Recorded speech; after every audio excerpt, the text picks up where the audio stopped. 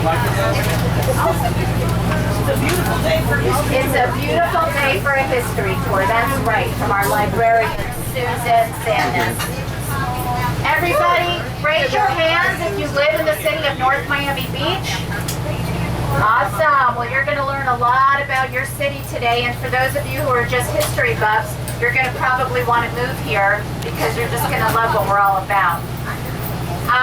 I just want to let you know a couple of things. Number one is that we do have restrooms in certain areas that we are going to be visiting. I will let you know where probably the last stop of a restroom is, so we can all take care of business like we know best to do. And what I do want to mention is that our tour is going a little off schedule than it normally does. This year we have something very exciting. We have the ribbon cutting and groundbreaking of our historic Fulford by the Sea Monument, which fortunately and finally is getting its $250,000 restoration, which came from a lot of hard work for the city, going to the state and getting funding. So thankfully they took our beautiful historic treasure seriously. So normally we do start the tour at the Coral Rock Wall. We try to do this in order of our history, but because of the changes and needing to be at the groundbreaking at the end of the day, we're sort of starting out of order. So what we're first going to do is head on over to the ancient Spanish monastery. They have a wedding coming up, so we're going to get in there, get a tour, and get out. But we're going to get the history of this fabulous historic treasure also, which is the oldest building in the Western Hemisphere right here in North Miami Beach. And then after that, we will head into Reynolds Park and then start really the early history of our city. But as our bus driver starts to take us to the ancient Spanish monastery, bus driver, I'm going to have a riddle solved for everybody here today. And that riddle is North Miami Beach. Where is the beach in North Miami Beach? Well, I'll have you know. We're going to give you that answer right now. And to introduce to you our wonderful Alan Sokol, who is our tour guide extraordinaire. Before I do that, let me just introduce Councilwoman Marlon Martell, who's with us today. She's my colleague and my friend. And we also have the chairperson of the Beautification Committee. We have Fortuna Smuckler here with us. Okay, she's not beautification, I made a mistake. She's multicultural. We have beautification. Is T.C. Camazzoli chairman. Sorry about that. Hi, everything's today. Beautification and multicultural. All right, here we go. Here's Alan. Good afternoon, everybody. Can everybody hear me? Yes. All right, so one of the great questions and the mysteries is why there's no beach in North Miami Beach. Well, in 1951, what happened is there was a feud on the council. Like, this is not the first time, probably won't be the last time that people on the council didn't get along. But there is this gentleman by the name of Sonny Jones, who is a representative and council president from several properties that existed in Sunny Isles. Now, by this time, there are only two or three properties that existed in the city of North Miami Beach in Sunny Isles, all of which were controlled by Sonny Jones. Sonny Jones decided that he wanted to bring one or two more properties into the city. So he, with his friends in the council, annexed several properties, several parcels of land. Well, he went ahead and did that, and he moved to one of those properties in which he had the council annexed. He had a sworn enemy by the name of George B. Slick. I'm not making this name up, ladies and gentlemen. That is his actual Lord given name, George B. Slick. He did not get along with Sonny Jones. In fact, Sonny Jones at one point kicked him out of his office and locked him out of the office, and he set up shop basically under an umbrella in front of City Hall, which is another story in and of itself. Well, when Slick became mayor, he ruled that those properties in which Sonny Jones was living was not properly annexed, and the case went to the circuit court. The circuit court agreed, and in essence basically put those properties outside of the city, and that was all she wrote for one Sonny Jones. The following year, the state legislature removed the remaining one or two properties from the beach, and North Miami Beach lost its beach. I'm going to talk a little bit when we get to Southern Memorial about D.S. Stuart Campbell and tell you a little bit of how those properties originally came into the city and how North Miami Beach actually had a beach. But my understanding is now we're going to be going into very soon, hopefully in another minute, to the ancient Spanish monastery, where we will have a tour with a good friend of mine, Sandra Washington, who is the historian for the ancient Spanish monastery. And whatever she doesn't cover, and I'll go ahead and pick up when we go ahead and leave. But if anybody has any questions or anything when we're on the tour, by all means raise your hand and I'll go ahead and answer your questions if I can. Yes? Where was the Sonny Jones properties then? Sonny Jones property was on the edge of A1A and 163rd Street. There's several properties right in that particular area. And there was another one next to it, adjoining to it, and they were just trying to annex. Sunny Isles, yeah. No, Sunny Isles came. The name Sunny Isles came from the development interest that was on the beach there. Yeah. That's an interesting question, but no, there was no connection between Sunny. I think he was called Sunny because of his disposition. He was very outgoing, and people liked him. He got along, and his personality and that of George D. Slick were like oil and water.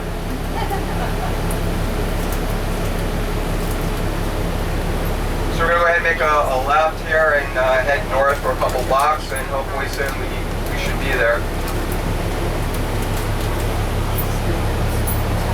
How many of you heard of a thing called Interama? Yes. All right.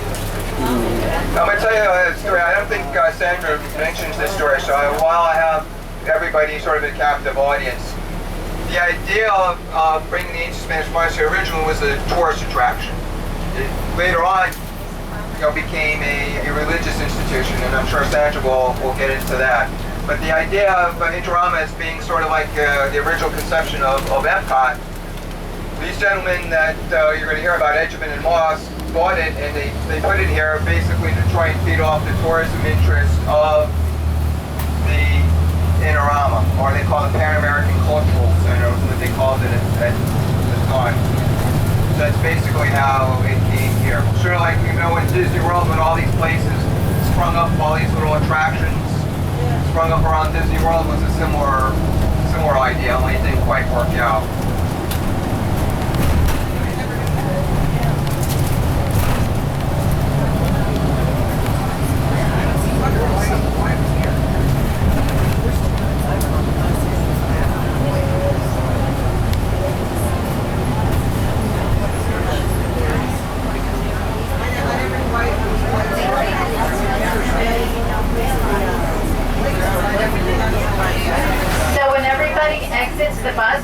Go in through these two front doors that say entrance, and we're all going to stay right here into the museum store area, and from there the tour will begin.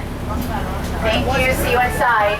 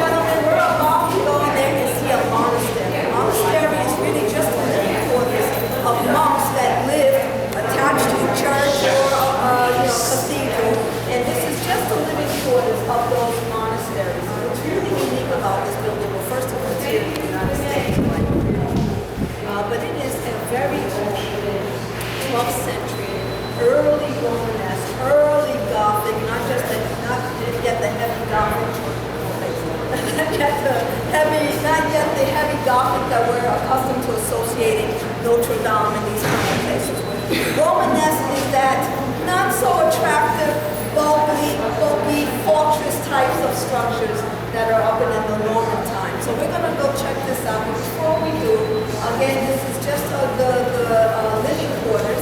And what's wonderful about this particular structure, all of the stones I'm going to show you are handmade by Freemasons that put their markings on them. You're going to see everything from Christian crosses to the Star of David and all kinds of marks. It's very interesting. And what's cool about that, if you go to Europe and you see a 12th century structure, if you see that marking, it's the same pattern.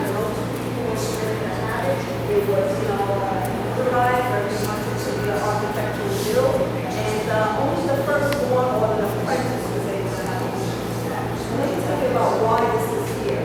This structure was made between 1133 and 1141, and it was built because King Alfonso just finished winning a victory over the Moors, and this is what they would, say thank you for God. They built something, like this. This is really a wonderful, huge place.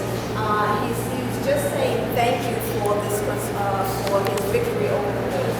What's unique about it? He builds this beautiful church, this monastery, but he houses it with monks that are from France.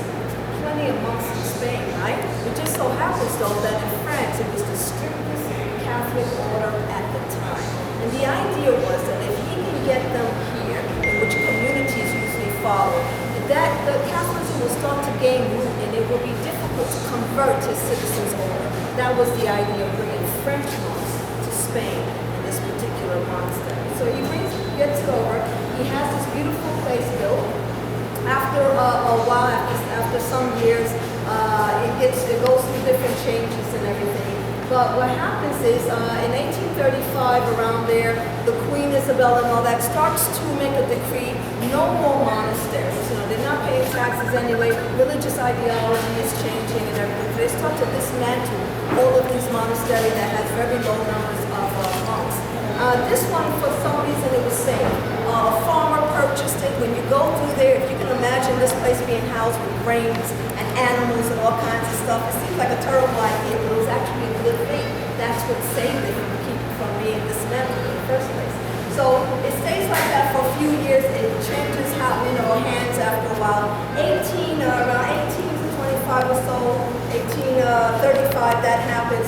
Move further up. What happens is William Hearst, our big American icon of all the companies that he has, he's buying up things just like other people Rockefeller, buying up things from Europe and bringing them over to the United States. He finds this beautiful monastery. By the way, he bought 7 structures, 3 monasteries. This one is the first. He purchases this place with the idea of bringing it over to the San Simeon Castle in California. You see that? Ooh, like really, outrageous looking castle there. He has some problems though. He purchased it, by the way, for about $500,000. But in order to get it over to the Americas, they have to put it in these crates. He has to actually buy a little bit of a tract of forest just to cut down the lumber to create the crates to put these stones in there.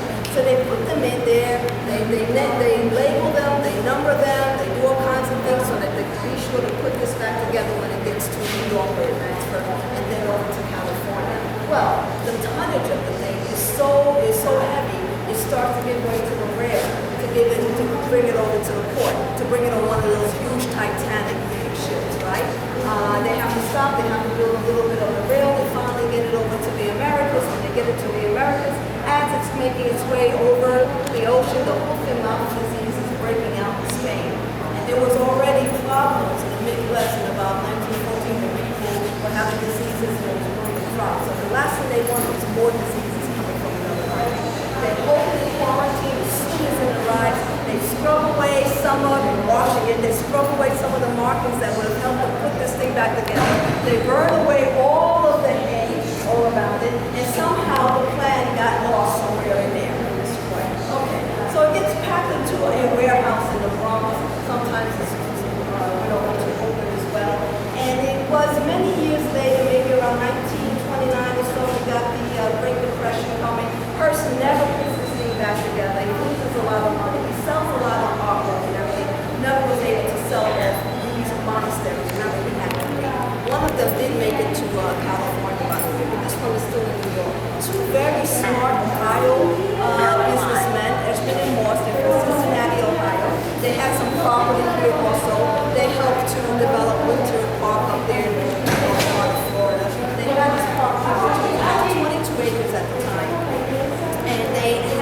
idea to have this beautiful monastery over here for tourism attractions. And they kept going after hers. He wouldn't sell it. Finally, he dies.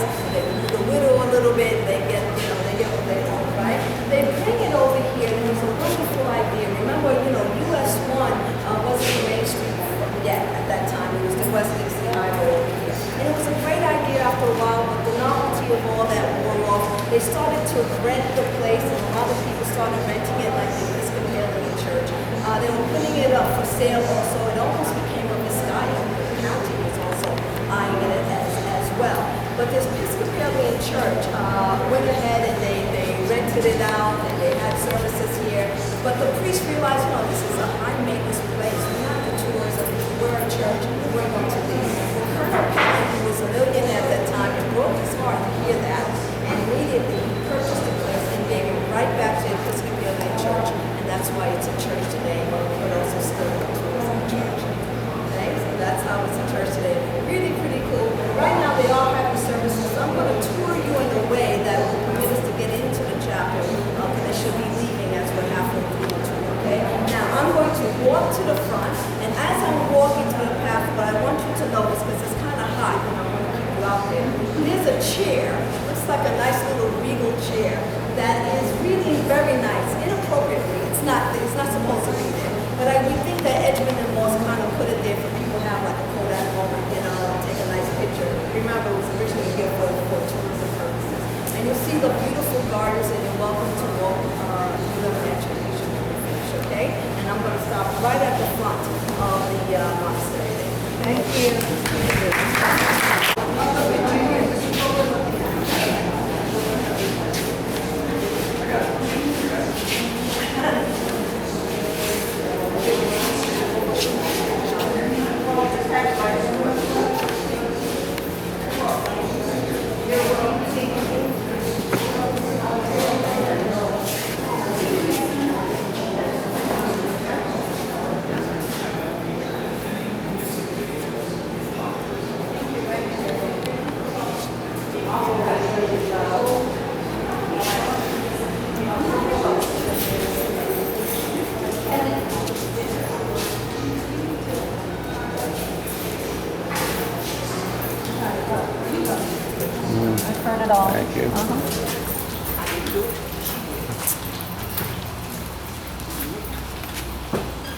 Take a look up there and you'll see the date. I think it's 1141. Right up here. Yeah.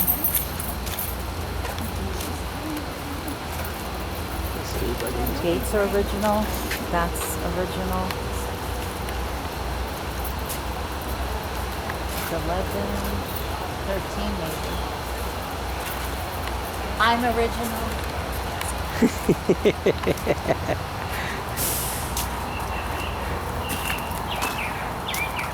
See, like now they have to start cleaning again. It's a lot of maintenance. Yeah. A lot of times right before the gala, they would give it a good Pressure clean. to get the mildew off. The bell work? I don't know. I assume it does. The funny thing is, she'll tell you where that bell came from, which is very interesting. It's not original to the cloisters.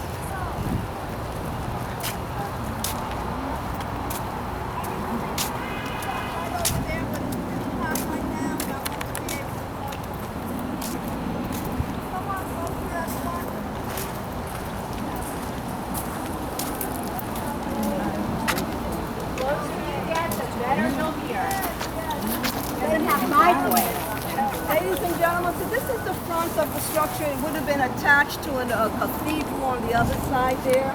I don't want to speak too loud, because right behind there, that loggia there, right behind there is the chapel. They're having services there right now. The Spanish service, by the way, they already had the English service this morning. What's really cool about this, check this out. Look at the front there. You see that kind of plaque overhead there? So this was like probably the last piece they put there. And in that plaque, without the words, is saying that the Principality of Castile and de Leon, that was King Alfonso's principality, has the lion and the castle. So Castile and de Leon, that was his principality, his kingdom. I remember he just gained back from the Lord. So this is saying thank you to the Virgin Mary for that victory. That's the idea, you know.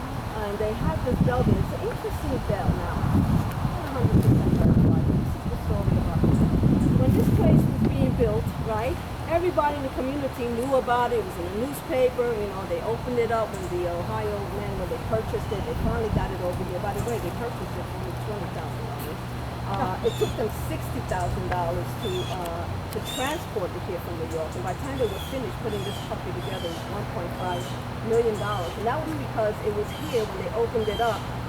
And they knew a little bit about the mix-up, but they didn't know how much until they came here and they opened up the place and said, wait a minute, not only does nothing matches up, right? Because they scrubbed away the stones, the markings and everything, but some of the structures were in Latin, which is old for east and old for west, you know, another so that was a lot of things going on. So they did really a great job in spite of all the stuff. So everybody knew they were doing this, but they were missing a bell. They were missing a bell.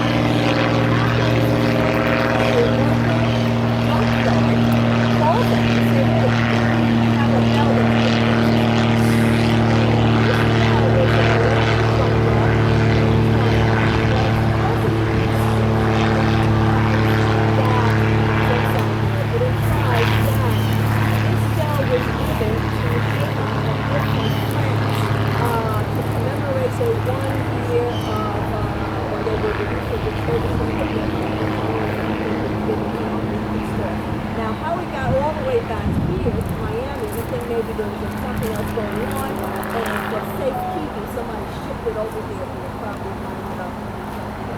But it was perfect for you. Right? So this is, you know, some of these little stories that go on. I think get closer to the church part over there. But as you're going up the stairs, maybe later on when you walk around there, you see that shield there on your right-hand side, that little, right there, you see the stairs to the loggia? Shield. Right underneath there, that little triangle part there, there's an inscription that says in very archaic Latin there, really old. It says, here stands a house of novices in the year 674. 674. This thing wasn't even built until about 1133 or so. So we believe that there was already some type of structure there in Sacramento, so that this thing was built. And then they built around it. And this is a great thing. This is the way they built it back then. The ground itself had to be blessed, you know. So whatever the intentions were of that building, the idea is that should you knock it down, another building with that same intent, in this case a religious intent, should be built on it. Same thing with government buildings. This is how heavy architecture feats were back then. Okay, we're going to walk through. And if you follow me,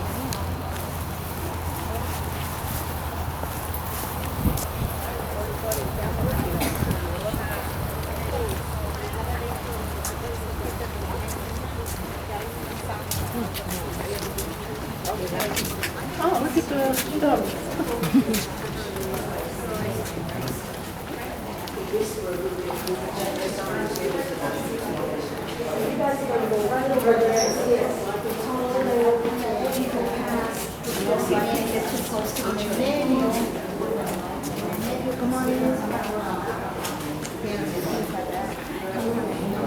So, this monastery, awesome. Kind of feels like Europe, doesn't it? As soon as we get in here, right? What we're going to do, because they're having a service, I'm going to show you some things now, but we're going to walk around, and then by time then, I think maybe the services should let out, okay? But what I did want to show you was some of these markings. Look at this. This is the wheat stalk. Try to take a look at some of these very interesting markings. I'll show you some more as we go along. Again, I don't want to get too close to the church. Look at these markings. Again, each one of them was handmade. And at that time, when they had it in Segovia of Spain, Sacramento, they didn't need the mortar. Here, we needed it. Just wanted to put it together, remember, right? Just for a tourism attraction. But awesome stuff, and a lot of Star of David's a little further down. Beautiful pieces. Again, particular type of limestone that was for Spain back then. We're going to walk around this one. And if I step back with you, I'm sorry, if I step back with you, look at this view here. These two portals that are here would have led to their dormitory. Where they're having the church services now was the dining room, the refectory. The room, or the portal after that is the kitchen. So again, just the living quarters is what we're standing in. A cool place to live, isn't it? When you everything with the courtyard. That would have led maybe to their backyard area. They were self-sustaining. They would have had gardens and everything like that. Okay. All right. So let's go ahead and walk around.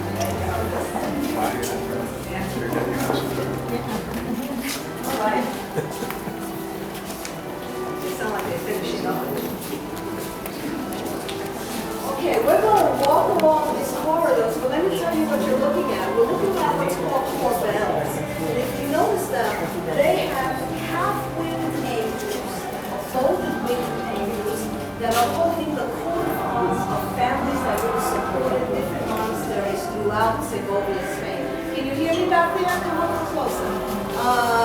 These are, again, and when you can, at your leisure, you'll read about the different families that supported. Now, it's inappropriate here. They don't belong really in a monastery.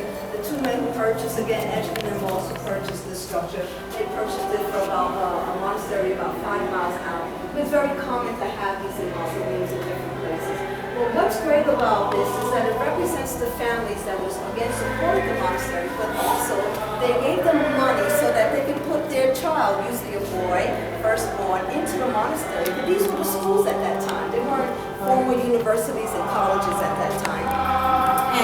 And any religion that you were, whether it's Muslim or Catholic, Shinto, whatever you were, that's the schools. Those were the original learning centers. And what better place than a monastery? A lot of these places, monastery, were not necessarily for uneducated people. They were highly educated and really gave different meaning to the word liberal arts. You know that subject, liberal arts, that's what liberal arts was really all these really good subjects there. So that's what they did. They helped support the church, but there's also a way for their young sons to get in and have a good education from all the learning that can be done here in the monastery. Check this out. There are corbels and angels throughout this corridor and the next. But only one is smiling. All the other ones have this vague Mona Lisa thing going on. So let's go on and check this out. You'll see markings. Now that house, I gotta tell you, that's the house of Cueva.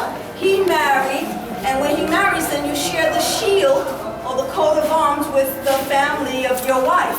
Now we see him again with another wife. We don't know what happened to the first wife, but here's the second wife, and so it is. And that's what's cool. These originally had color, but of course after so many years, the color wears off and everything. Go ahead and I'll meet you right over here at our headless king. Again, limestone.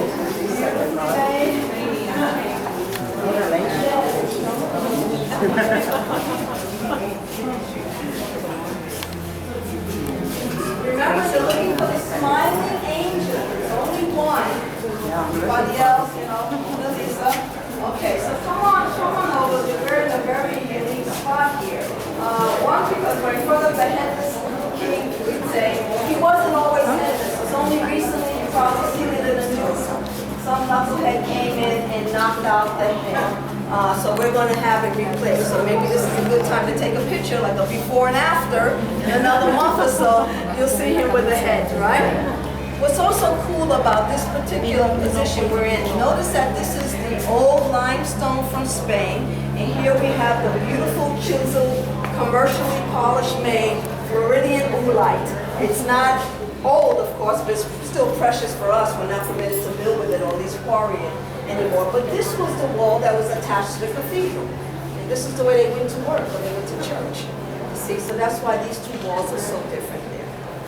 What's cool also is the way, if you look up at the ceiling there, this is very innovative for that era, for that time. That's what's nice about this particular structure. New things were happening in architecture. When we talk about that it's early Gothic is really the slim ribs, as we call them.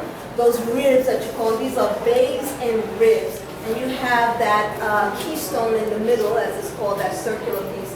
And what's cool about this design, it was really innovative for that time. Maybe not such a big deal now, right, after so many years, but this was like a wild kind of thing. Helped to distribute the weight of this building, keep it. And this was also very different, to have so many multiple ribs and bays. Very unique for that era. So again, this is King Alfonso VII, said to be be a very generous, very nice king. One of the things that he did after winning his victories over the Moors, he incorporated the same Moors to help him build the capitals and the columns that you see here in the inner courtyard. His soldiers didn't like that too much. We said, we just finished fighting these guys, right? He felt, why should I waste their talents? They were really very good. If you think about Alhambra and Granada and these different places in Spain, that was part of their legacy, was this architecture. So this is King Alfonso. Okay. All right. So Floridian moonlight, really very nice. Ooh, right? Yes. Look at the angels. Let me keep you out of the sun and we're going to take a look over here. Again, it makes for interesting reading, especially if you have young adults in your life. Yeah, Smiling Angel is down on there. You'll see, But what's cool about this place, again, if you have young adults or people who are studying medieval history or any kind of history, remember, this is really unique. This is kind of a replica, you know, and this is great history if they read through all the families and everything like that. As I mentioned earlier, it was the Moors who created and helped to make these columns and capitals. Capitals, by the way, are the top portion of a column, right? So they look very simplistic, and they are. They're very simplistic in their form. But when we go to this other space, what's really cool about this structure, it helps you to see the progression of time and the progression of art. Because these are very simplistic. And when we go to another area, you're going to see very detailed, fine design. And that's what you find in Europe. When you go to different buildings, you see different simple things, and then you see something detailed, because every time art progressed and architecture, they added to the buildings. Sometimes you see that combination there. But look at that well that's there in the middle of the courtyard. You want to take a guess at what it was before it was a well? A baptismal font? A baptismal font, that's a good answer. A what? Horse cross? No, I haven't heard that one before. A planter? It feels like it's a planter right now. Even when we didn't have water in it, people used to throw money in it like it's a fountain, right? But actually what it is, it's a capital. It sat on top of a column. It's a huge capital. And look how big it is. This is a 2nd century, much older than this place. A 2nd century Roman granite. And I invite you to go in there. I just didn't want to speak too much in there, but when you touch it, look at the feel, look at the design around the well there. That's what we call it now. It's a well, but it's a capital. And look at the different faces. This was so beautifully designed. And also notice the coral that is sitting there. That coral is the same coral that is here, except this one is nicely bleached and polished, you know, and made for lilies. So I invite you to go in there. Let's go ahead in. Yeah. Mia, come in.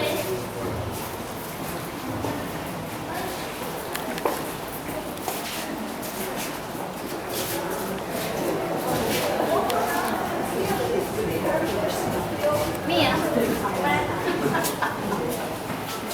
You look so pretty. Should show us back.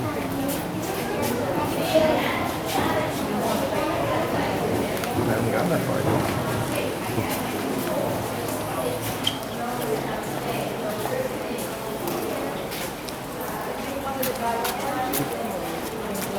Yep.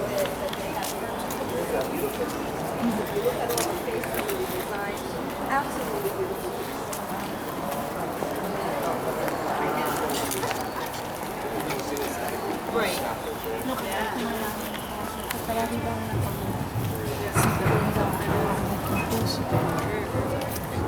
So, didn't you say this was? Yeah. Nunca foi posto.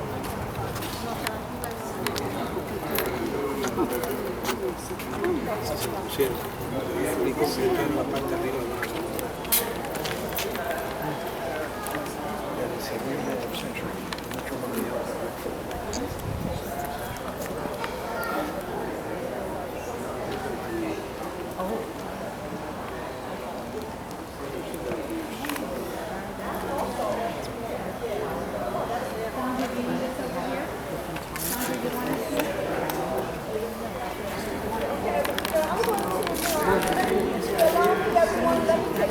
I'm sorry. Yeah. Excuse me. About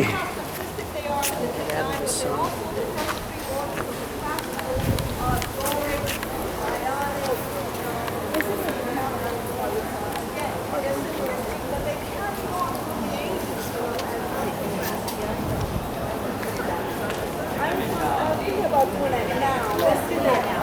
Go ahead and lead them that way and I'll be right back. You gotta go this way. Follow me. Virginia. We're gonna follow her. She'll take this.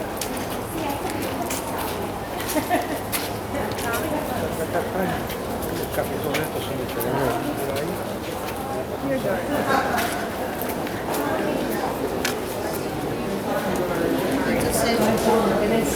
Sí. Eso tenían, esto estaba bonito. Sí, sí,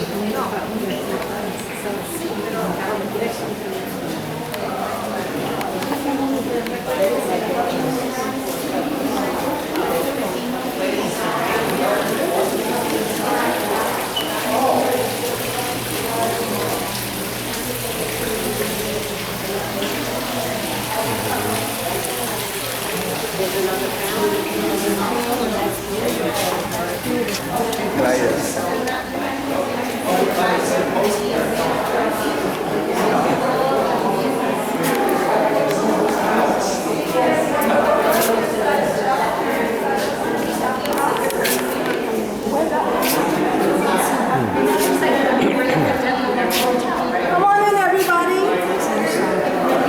If you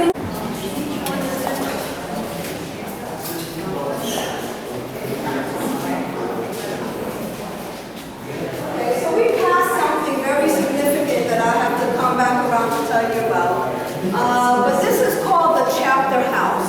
You can hear the acoustics, right? Right away. Really cool. The ceiling is designed to make that happen.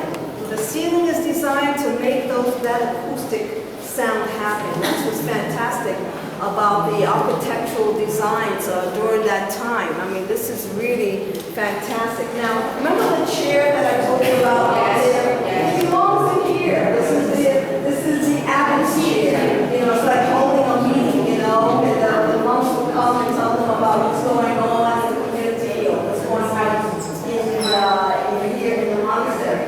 Now, what's unique again about this monastery, when it was in Segovia, Spain, again, this was housed by Cistercian monks, again, the very strictest order at that time.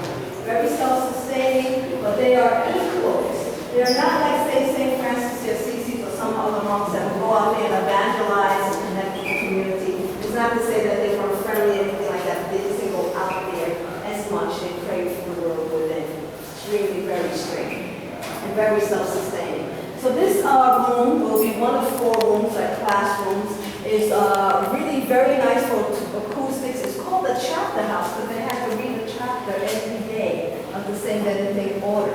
You know, it's like reading a chapter of the Bible every day. They also have meetings. Now, in another cathedral, if you see the really big ones like Notre Dame and all those, this is a huge space. It's usually not this small. But if you find that you go into a room like this and you see slits in the wall, this is also what's called a scriptorium.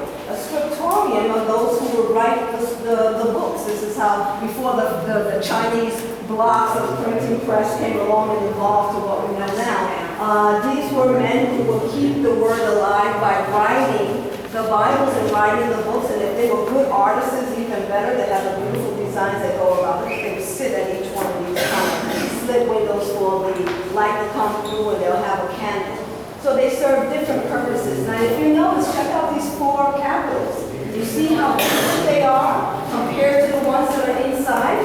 These are not that simple design, right? Celtic Knights, Corinthian capitals, scallops as they call it, really very nice. Again, this is a perfect example of the progression of art.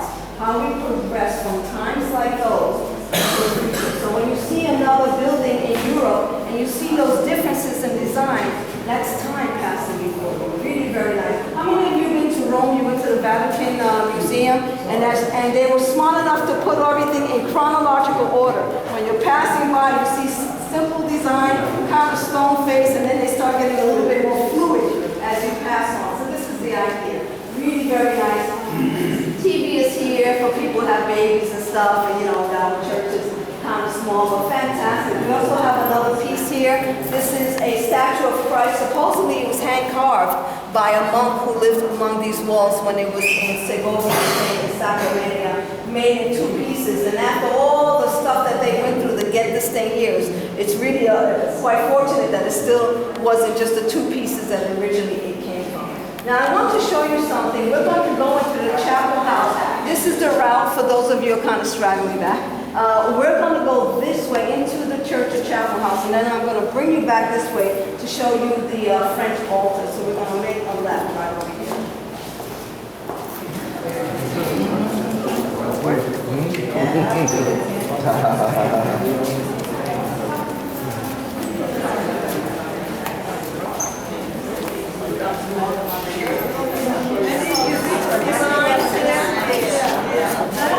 They give me 1,000 minutes.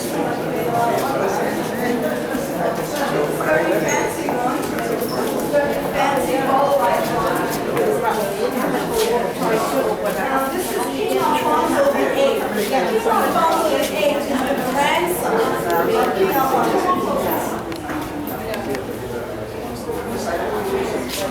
I can go sit. It's my original phone. So you mean the next time I read it, you show her your minutes, you're saving you. I do too, but they were nice and they brought a lot of things. We really don't have a lot of history on that. Only people identifying and attesting to what it is. So we really don't see anything on our records. I know. Do they have any family members? No, they sold it off. I mean, they did, but they didn't leave it to them. They didn't really want to be bothered with it, you know. That's kind of like Vizcaya also. They gave it to the city, you know. They have the United States, they didn't want to be bothered with it. So this is King Alfonso VIII. This is the grandson of King Alfonso. He died and passed on this legacy. He became a king at around 1 year old. There's not much you can do at that time, right? So a lot of families try to be his foster parents. Apparently not for good reasons, right? You know, to have some control over the kingdom. He came into his own around 15. Said also, like his grandfather, to be a very nice king, very generous. Gave so much money and so much land to the monks who were here that they are the ones who commissioned these 2 statues to be made, and it was originally outside of the monastery, saying thank you to them. And this is supposed to be in all his gala there. He's also known, King Alfonso VIII, if you look it up, he married King Henry II and Eleanor of Aquitaine's daughter, Leonor, to help unify Spain and England at that time. You know, you were lucky if you married for love at that in this position. It was, you know, using political reasons. So it's like a plus if it was anything nice going on between the 2. But you know, this is supposed to be a very good king. He also created the first university in Valencia. If you Google it, they'll say the first university was Valencia. It was really Valencia, but it didn't survive. And then another one happened in Valencia. It's said to be a really very good king. Is that a cannonball? An orb, supposedly the world, you know, at that time. You see it usually divided into 3 parts because those are the continents that they were aware of at that time. Right? All right. So while I'm passing through here, I'm gonna just point out a few more symbols. Look at this one. Star of David right here. Star of David here. This is a scroll. It's not a dagger. It's actually what they use to put. It looks like it's right. We're here. We built a church. We were here. I like the one I have. It looks even better. In the church. There's one down here too.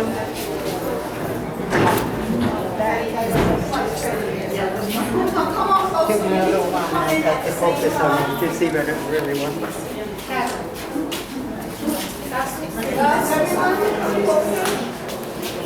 Yeah. So, like I mentioned before, this is actually a church now. This is actually a church. This used to be, come on closer, ladies, everyone. It's Episcopal. Explain further. Okay.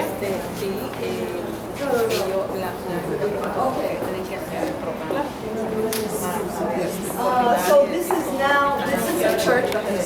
This is now a church. When we go inside, When we go inside, I'm going to ask you to go all the way to the front so that I don't have to, speak too loudly, okay? And I want to be able to show you a few things as we go in there, okay? So I'm asking you just to go in and walk all the way to the front, okay?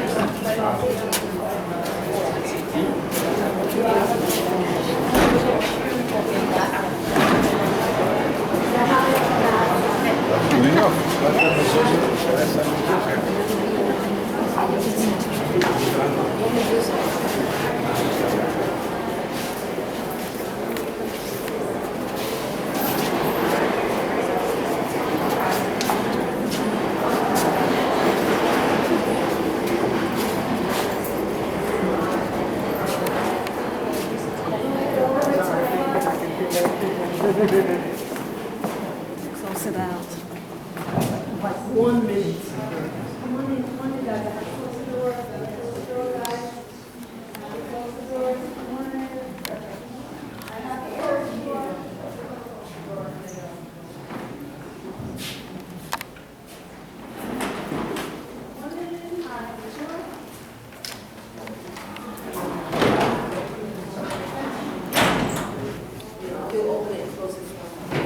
Ladies and gentlemen, I'm going to come closer to you. We have Herman back here. Herman Whitfield III. Herman Whitfield III is our music director. And maybe he will grace us with a 1 minute little thing. Herman back there. This is a beautiful organ. It's a combination of old and new. You see those kind of old pipe organs, but it has all these electrical gadgets and stuff that I think only he knows what happens to that. And when you pass by it again, he has all these things on the foot, and he actually takes off his shoes. They're put in really cool. Please close the door back there, please. Okay? Would you mind just for a moment, Herman? Can you play for us something so we know what it sounds like?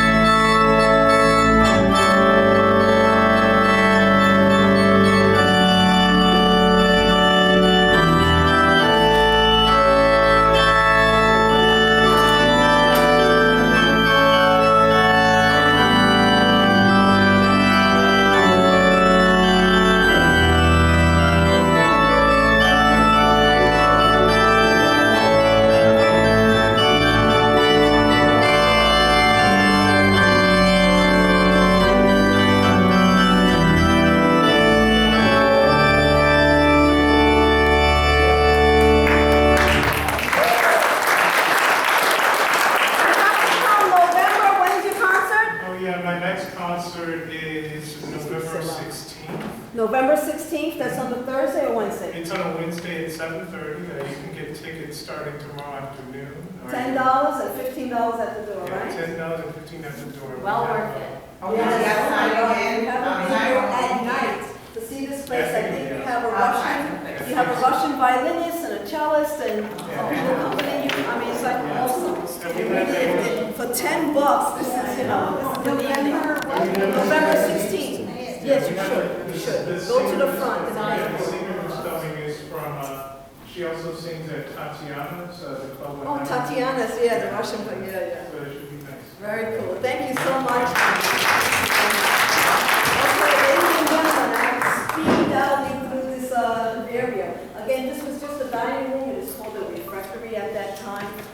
If you notice, it really is mostly Floridian like, because when all that mix-up happened with the stones, they said, maybe we shouldn't put this room back together. It was just too much trouble. But then finally they decided, well, we can do it with the Floridian oolite. It's easier to do. And then they used the rib section to identify how it is. Is that actually mine? Is that somebody else's phone? Is that? Apologize, let me turn it off. But what's great about this room, this was just a dining room. Now everything that you see in the gift shop used to be in here. This was a museum, remember, before it was a church. It was a tourism attraction, and everything that was in the gift shop was in here. You can actually touch it like that hymnal book that's really super old. all of those pieces were inside here. So this is actually a really beautiful place to have all that. But eventually it became a church, as I mentioned to you. The Ohio businessman purchases, the millionaire was sitting in the back when they made the announcement that he got rid of it. He broke his heart, he purchases it again, gives it right back to the Episcopalian Church. Some really nice pieces that I'll show you here besides the Floridian Ulite. You have some stained glass windows that are for the times and other that are not. These look like Brito art, don't they, these two? They're like Brito pop art. They're going to be gone in a few months or so come back another time and check those out. These are unique. These are wheat stalk, and another one when we stand up is going to be the grapes over here. But look at these. This is really what's really Romanesque. Romanesque, remember, was those type of fortress structures. They're not so fancy like Notre Dame and all that. And they're fortress, they're thick wall, but they usually have an opening on the inside, and they're a little smaller and skinnier on the outside. The idea is to be able to fight, right? But these two blood-colored type of stained glass, that's how you know they're really very old. That's the fleur de lis, and that's the chalice of St. John that you see there. Another very important piece, these two what's called telescopic windows. Not a big deal now, but back then this was like a wow, you know? These are called telescopic windows. There's only 3 made in the world. 2 of them are here with us. One is in a French cathedral. So these are really cool pieces there.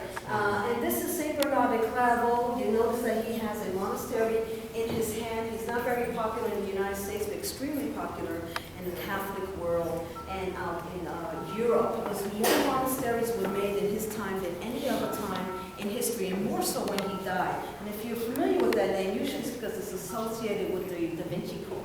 When you learn about the Da Vinci Code, he's the one that commissioned the Knights Templar, right? Broke his heart when they found out what happened, right? So he commissioned the Knights Templar for one of their crusades, but then some hearsay started to spread around, supposedly from King Philip the Fair. King Philip owed the Knights Templar, you know, they amassed a lot of fortune, owed them a lot of money, and he kind of bullied the Pope at that time, Clement, to kind of denounce them and do away with them, and they got them all together and tricked them and burned them at the stake and tried to get them to confess to a lot of things that didn't happen. On that day when it happened, that was on Friday the 13th, and that's how that superstition came along. Not too long ago, about I think maybe 8 to 10 years ago, they found some papers of St. Clement's who actually acknowledged that he was bullied into saying these things, and it kind of exonerated the Knights Templar. A bit too late, but better late than never, and it makes for good history. And you know, King Philip thought that when he did that, he would get back a lot of money, but the church kind of knew what he was up to, so they gave their holdings to St. John the Hospitaliers, another knight's order. Okay? Now very quickly, I know we're pressed for time. I wanted to show you something. We can't go out there, but I wanted to show you the view from this place. What a bride sees when she goes out this way. There's a lot of areas to be rented here.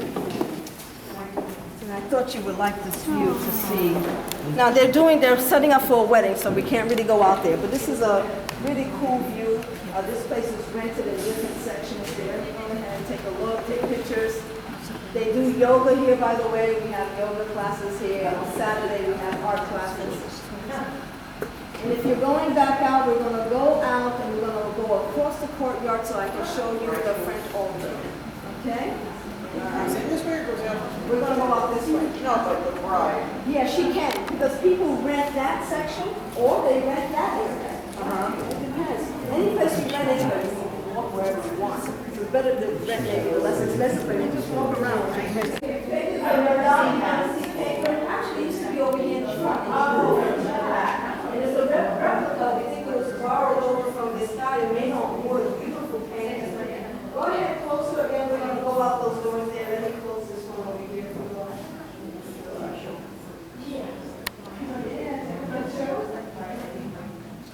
We're done. I'm just going to show you the French altar and take you out. All right, you got that? Yeah, we're going to go to that French altar. French altar. Everyone, follow me. Follow me. Follow me.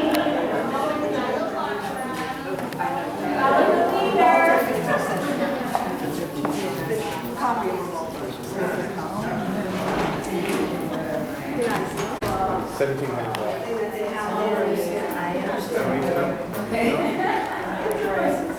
Private issue.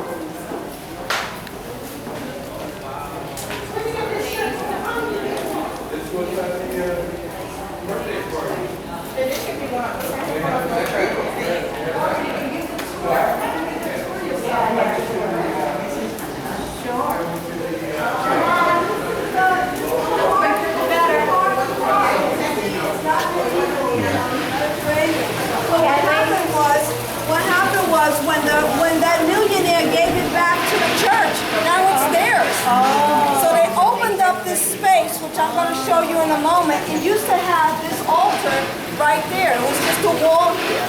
And then when it became theirs, they needed a place that's called a parish hall. There's a wedding starting up. There's the room for the bride, beautiful chandelier room. You gotta come another time when there's no activity. The room, we call it the man cave. Really beautiful banquet place over here. We have the columbarium or mausoleum, depends on your religion, how you want to call it, right? Columbarium or mausoleum. And then we have the banquet hall back here. Let me see this. All right.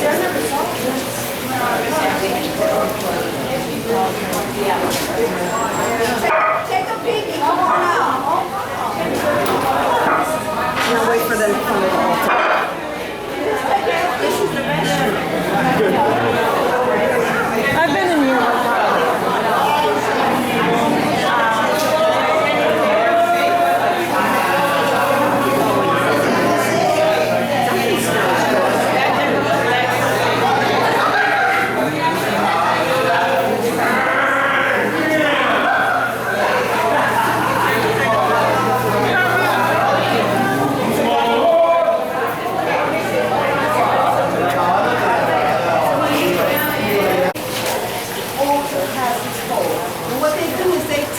By taking a sliver of a bone of a saint or hair, they bless it, they pray over it, they have a red string, the papal seal gets waxed over it, and they put it in here, and that's a way of blessing it. You usually don't see it because of course it has a mantle over it. But if you take a look right behind this wall here, you see the picture of how this was before we paved it open. Okay? These ones got quite old. Yeah, but not as old. That's the one. Oh, yeah, okay. One of these age over. Okay, the leaders do say Excuse me. I want to say something. Let's go. We're going to get on the bus now. We're going to head to our next stop. Everyone keeps moving. We're going to get on the bus anyway. All the hair, they bless it, the Pope prays over it, puts his papal seal there with the wax, and then it gets sealed in. This is how they bless the Catholic altars here, okay? The picture of this place is right behind this wall. So let's take a look at the picture and then we need to get on the bus. Sorry. This area here is really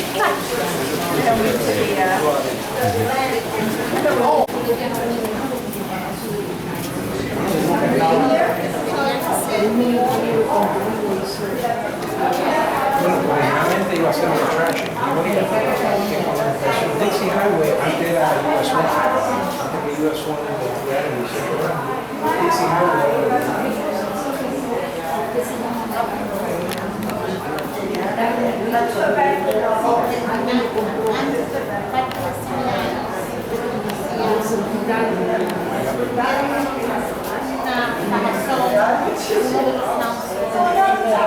tenía propiedades locales. Entonces los D-Annex de la ciudad.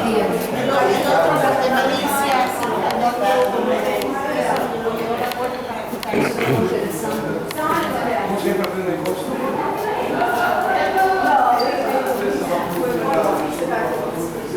Entendiste del escudo que este se casó con ella y después él se casó con otra. El escudo es el mismo que eso.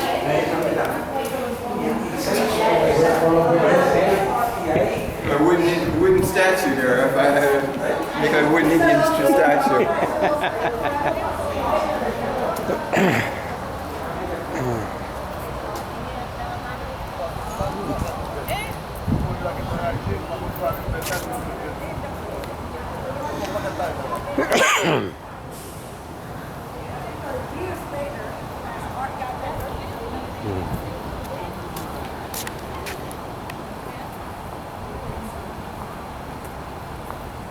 Juan de Agua was here and when he was in Spain.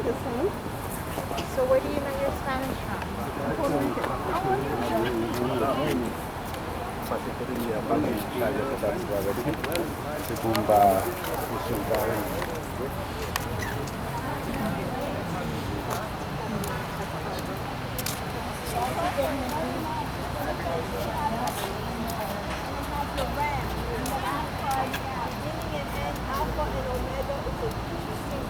It's also like the well there, older than this structure. So plenty for you to come back and see another time, you know? Plenty for you to explore.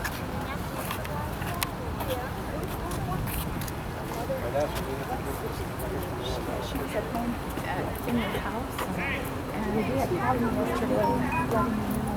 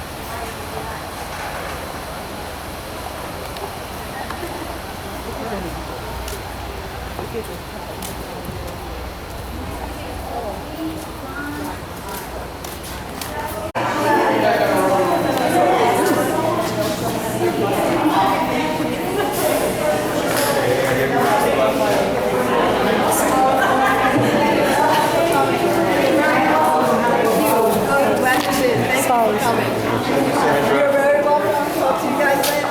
Thank you for coming. Hello. Thank you for coming. You're very welcome. Yes, come back another time and see stuff like this, you know? Thank you very much. Thank you very much. You're very welcome. Thank you. You're right here. Everybody.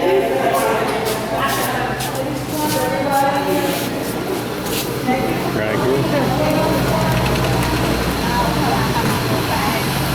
We'll call and find out.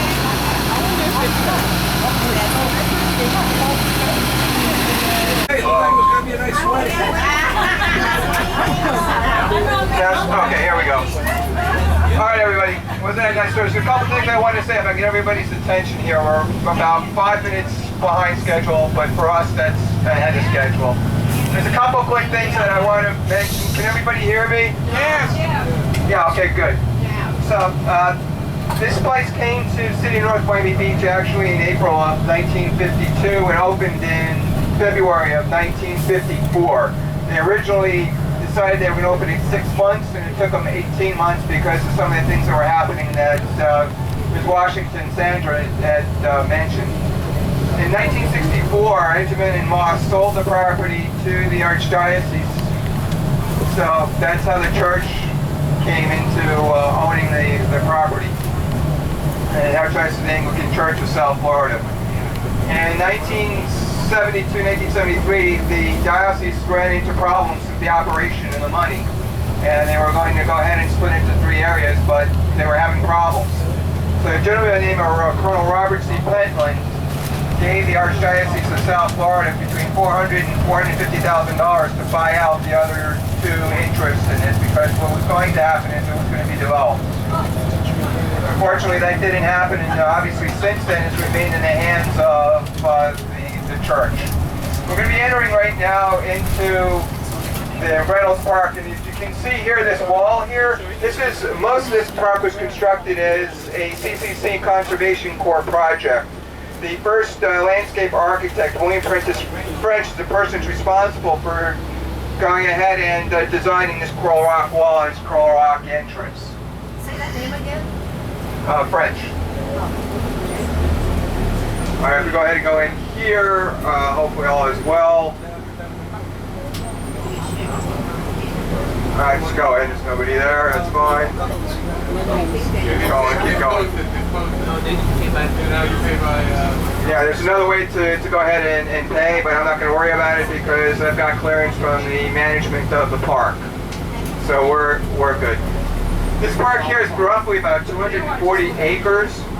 Yeah, probably some of you are wondering why it is named for Reynolds. Albert Arthur Reynolds was the president and manufacturer behind a company known as Otis Rock. This area was known for its mining, believe it or not.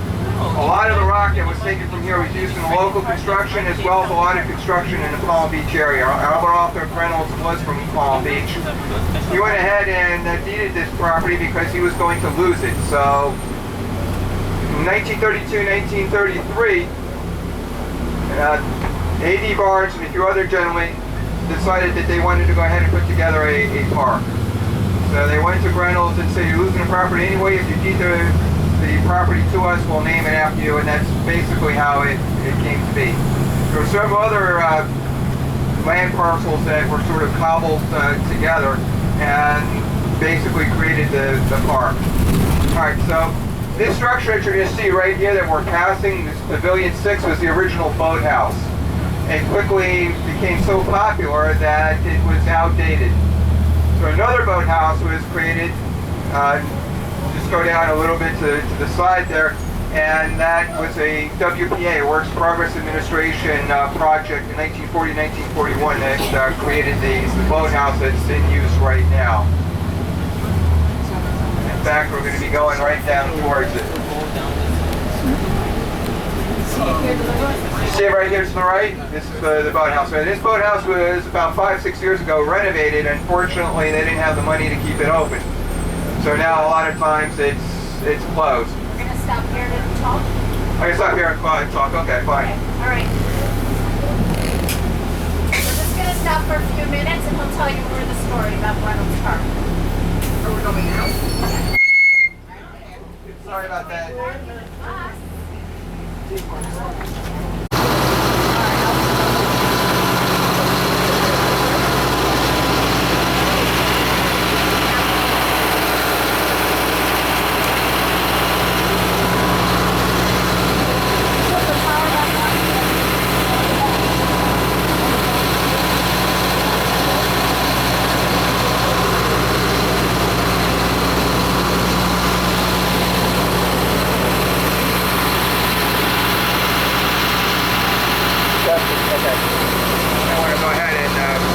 Down for a moment. I have to speak with Alright, can everybody hear this? Alright, I'm going to have to talk a little bit louder. Alright, ladies and gentlemen, welcome to Reynolds Park. It's probably, no, it's not probably, it is my favorite park in the store.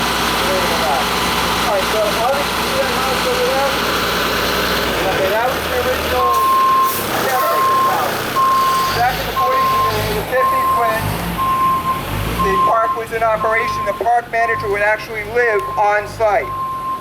What happened is, unfortunately, the park manager did some things he shouldn't have done, got involved in a little bit of trouble, and basically lost the right, and that's basically what happened with that. Most of you, when you see the fort, it's like sort of like an Aztec fort. It's probably the most famous garbage dump in Dade County. The Civilian Conservation Corps came to go ahead and do the park. They had all this debris. They had this big pit. Now, mind you, this was once a mining area, so all this that you see here is a recreated environment. It's not an original environment. So they had all this equipment. They didn't know what to do with it. So they decided to make a lookout mountain, bury all of it, cover it over, put some sod, some grass, put an Aztec fort on there, and that's what they did. It was a brilliant thing to do. At that point, when this was done in 1936, it was the tallest point in Dade County at 42 feet. You used to be able to go to the top and see all the way to the water. Now, of course, unfortunately, nowadays, you can't do that because of development and a whole bunch of other things. But this section right here is probably one of the most historic sections of northern Dade County. This was the site of the original county jail as well, 1870, believe it or not. After it was a county jail, it was determined that this was a great area for rock, and it developed a mine. So there was a lot of mining operations. There was a spur of railroad that would come in and take out the phosphate or the rock. Now, something very famous and well-known happened in 1905. In 1905, this used to be a convict camp. If you remember the people with the striped uniforms and they'd be blasting rock. Well, there's this gentleman that was a prisoner. And most of the time, the people are prisoners here for short periods of time, drunkenness, petty theft, all that sort of stuff. And unfortunately, this guy wasn't too bright. Let me go ahead and move this over so I do not want to get run over. This guy's going to go slow. Slow, slow.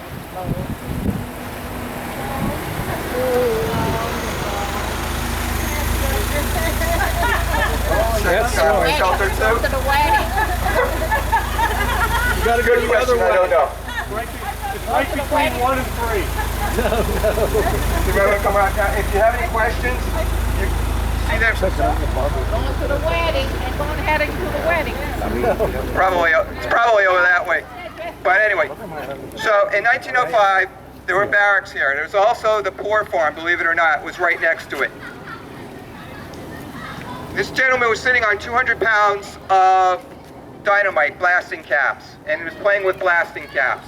The cook comes in and tells the guy to stop doing that. He tells the guy what he can do with himself.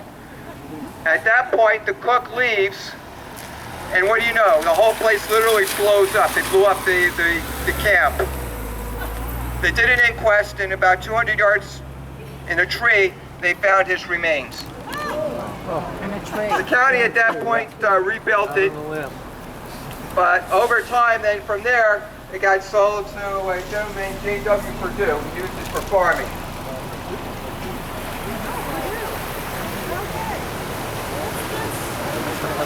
Purdue family. You have a descendant? So he's using it for farming for a while. Then Albert Arthur Reynolds in the late 20s, early 30s bought it to reopen the mine and to work the mine. Of course, the mine didn't work out too well at that time, and then the county went ahead and picked it up. But that's not really the end of the story. You're familiar with the East Reynolds, right? Yes. All right, East Reynolds used to be owned by the city of North Miami Beach. The city owned it. They deeded it to create the park. But in 1950, because the city decided that they wanted to take it back and put City Hall on it. They're going to put City Hall on it, and this is an idea of George B. Slick. This was one of his ideas. They went ahead and had a huge court case. It went to the Supreme Court, and obviously the county won. The city basically said that they were going to use it for a park. They didn't do anything with it. It's just sitting there, and the county said, well, we're getting to it. We're sending crews in there. We're cleaning it up. We're doing this, and so that's basically what happened. And in the mid-1960s, by 1964, the golf course came. If anybody is here who plays golf, nine-hole golf course. Also in the mid to late 1960s, this was ground zero for the local counterculture movement,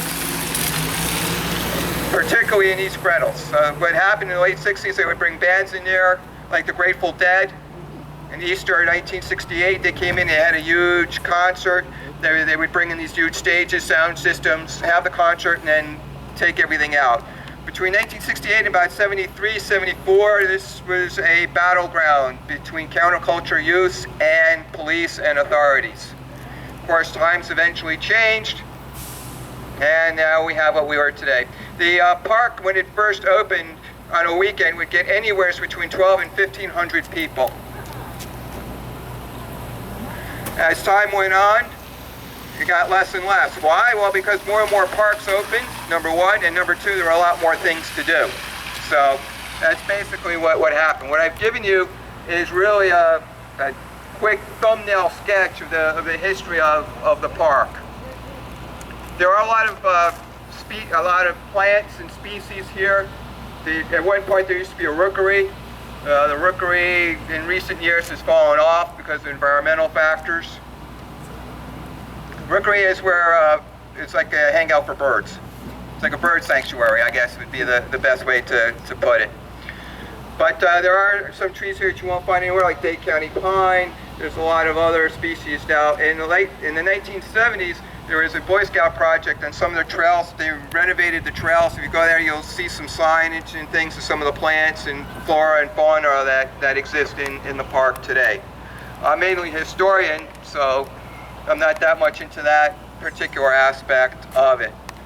But this was known as State Park Number 2. It was the second project that was done in the state of Florida as far as that. Now, I'll get to you, Susan, in a second. In February, I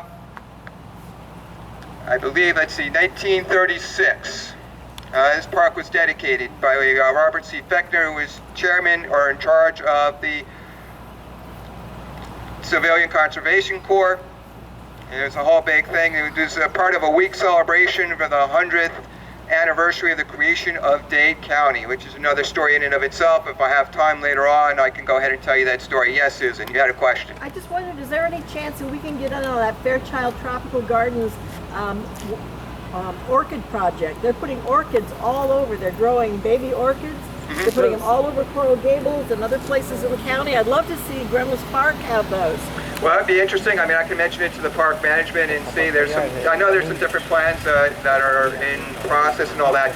Interestingly, since you mentioned Fairchild, there is a connection between Fairchild and Reynolds. The major park design was done by a gentleman named William Lyman Phillips. After William Prentice French quit because of bureaucracy and slow pay and working conditions, his friend came in, William Lyman Phillips, and basically came up with the idea of the tower, a lot of the landscape designs and all of that. He was a very, very prominent landscape architect. He's involved in a lot of different things. Yes? So all the coral that we see here was here during the time of the quarry? A lot of this here was quarried locally. It's a question about it. Obviously, after that period of the 1930s, this is pretty much closed. There's been no mining, obviously, since then. There are also some regulations against quarrying the limestone in Florida. And I think that's something that was mentioned, obviously, by Sandra. So there hasn't been any quarrying here since at least the 1920s, 1930s, when the park was created. But all of this coral that they used for the lookout and all this area we see was done here. That's my understanding. But after that point, that was it. There's no more quarrying going on. Yes. My question was about the sea captain, William Fulford, the one who could see the higher elevation. Was he in here? No, that was before. No. All right. Well, that's a great question. There's a story that he came here because of the sea elevation. Now, at the time, any water, any land that was submerged at any time of the year was considered to be swampland, and you cannot get that land through regular means. In other words, through a homestead grant. So when he was coming looking for homestead lands, the water had to have normally been above water for the whole year. Now, the area that he homesteaded, we're going to go ahead on our tour in a little bit, probably at least next half hour at least. And we're going to go ahead and see some of that. All right. All right. So, if are there any questions? We're going to get back on the bus. Okay, no more questions? No? Okay, so what we're going to do now is start the beginning of the history of North Miami Beach. So we're going to go on the bus now, and we're going to start with our historic coral rock wall. And then after that, we're going to take a small detour through the city to show you some interesting historic homes, show you the War Memorial, pass by Fulford Elementary, speak about that. We're going to go to the final resting place of our forefathers of the city, which is at Southern Memorial Gardens. And then we will end the tour with more history from the beginning of the city at the Fulford by the Sea Monument. Okay, so let's get on the bus now. We're going to head to the Coral Rock Wall.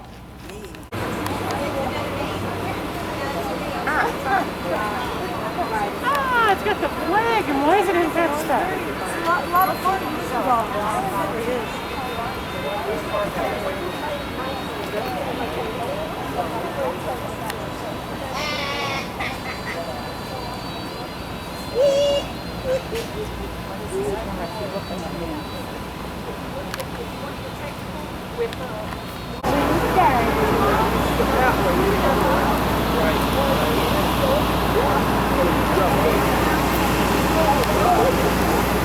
Where there is talking. Thank you. Every so often I get questions about whether or not there was an Indian presence here. Louder, you gotta turn that. Can everybody hear me? Yes. All right. So every so often I get asked about whether or not there was an Indian presence here. The original Indians of the area way back when were known as the Tequesta. The Tequesta basically lived in the area, the Miami River area, and sometimes a little bit further than that. By about the 1700s, they were dying out, and a new group was coming in from Georgia and the Carolinas, and they were basically Creek-based, with some other ethnic groups mixed in who were known as the Seminoles. If you there's a way that if you are on a boat, that you can take this from here all the way to Hard Rock Stadium.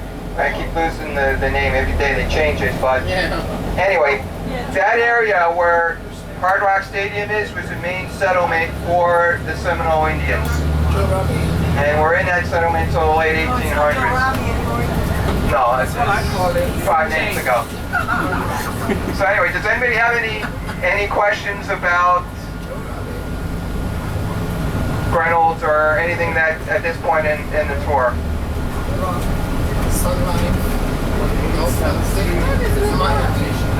What happened to the rookery?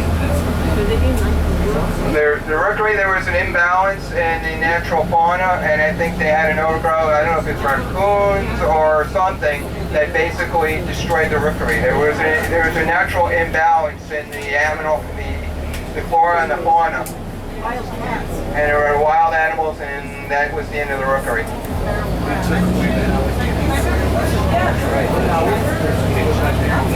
So there was a story, and the gentleman mentions the alligator. There was a story of an alligator here.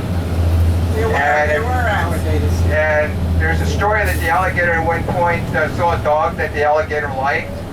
A little dog. The alligator ate the dog.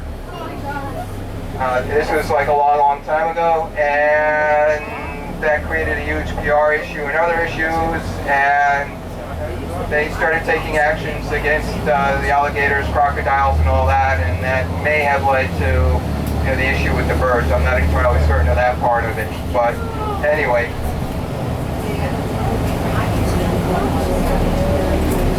All right, so right now we're going to the Coral Rock Wall.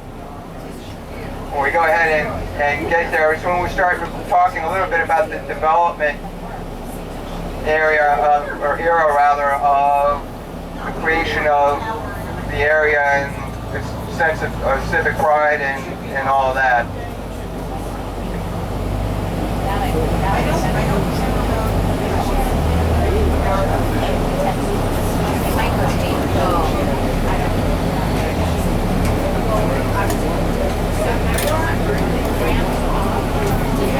So any questions? Okay.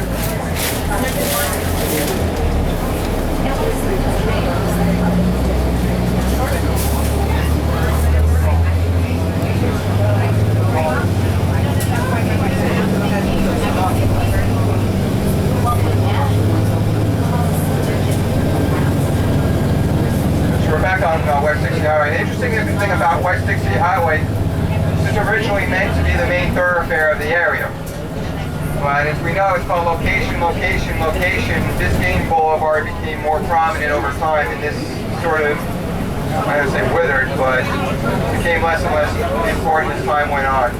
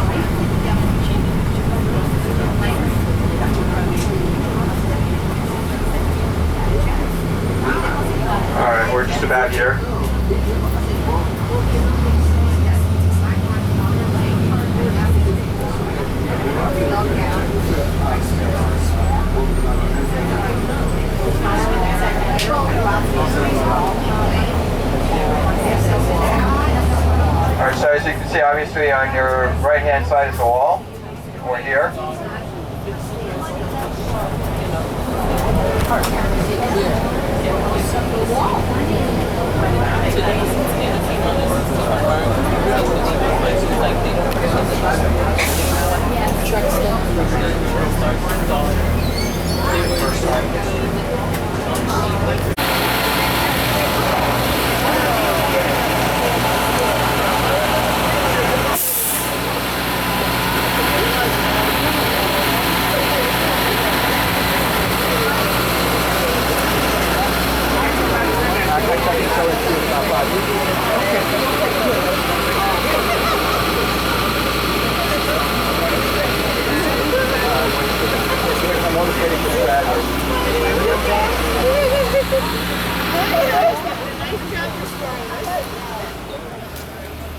Okay, can everybody hear me now? Somebody's still on the bus and they're going to move it so we can get out of this point. They can stay there. All right, we have an individual who's...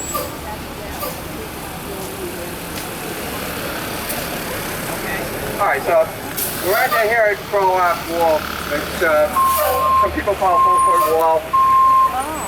This area right here was what was at this point known as Central Park, and this is sort of like an entranceway. Say that again, Central Park?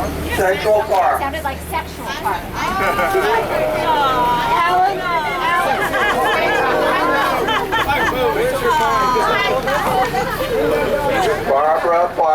Barbara.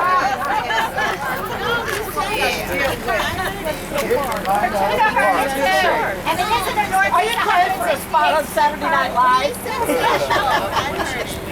Central Park. Sounds like it. I repeat, Central Park. C-E-N-T-R-A-L.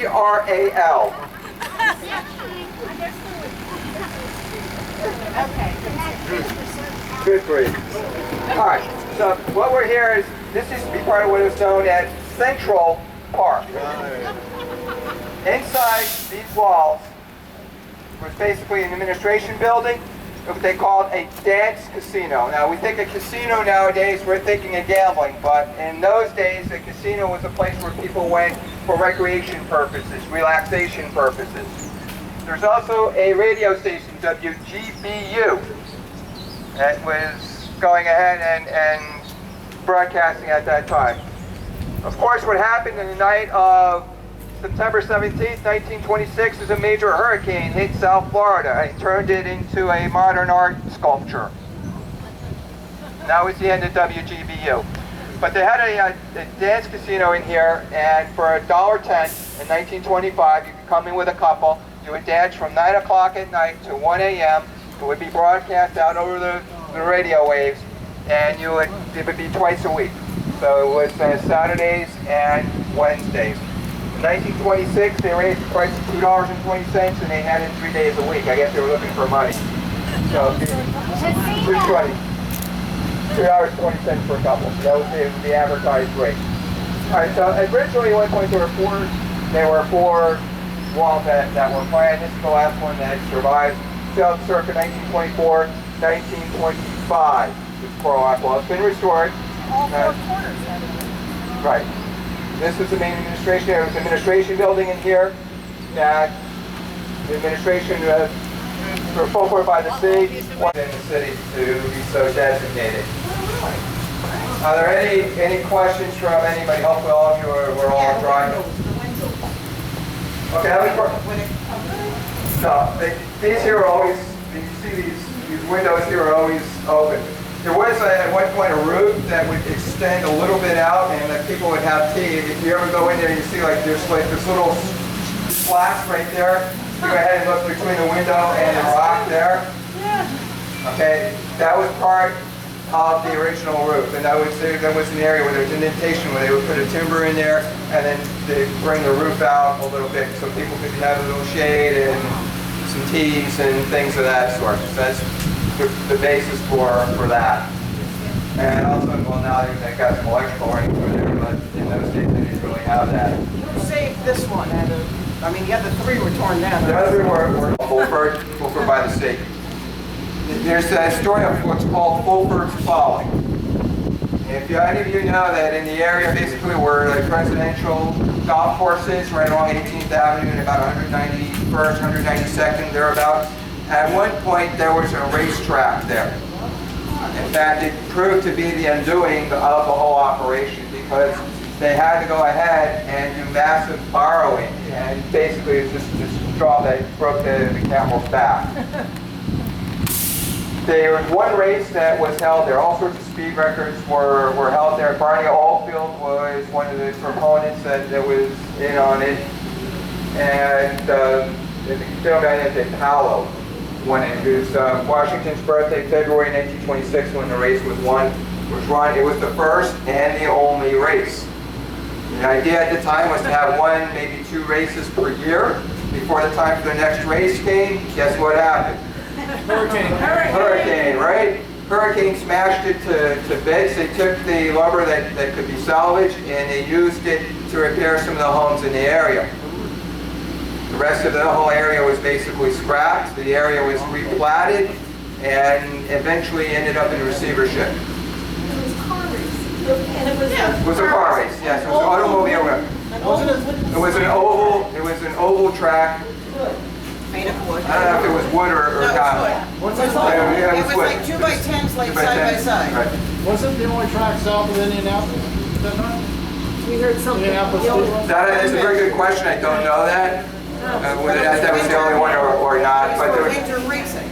that was that winter racing. They were also trying to get another race. And there was a whole lot of correspondence going on between AAA, which was the main sanctioning body at the time, and the Tebbets and Maroon and all of that, trying to get that done. But also at the time by Tampa, Tampa also was trying to put a track together and a track race. So there was a lot of competition in the state that was going on, a lot of political stuff too that was going on. All right, so I think we've let up. So why don't we make hay when the sun shines? If there are no other questions, then we'll go ahead and go back on the bus. Very good. Like even. Our tour guides. So we're going to hit some of the historic homes in the area. In fact, we have one of the owners of the home. The first mayor's great-grandson is on. Oh, and we also have another gentleman who's first mayor's great-grandson, D.S. Campbell. Oh, so we're doubly blessed on the tour here today.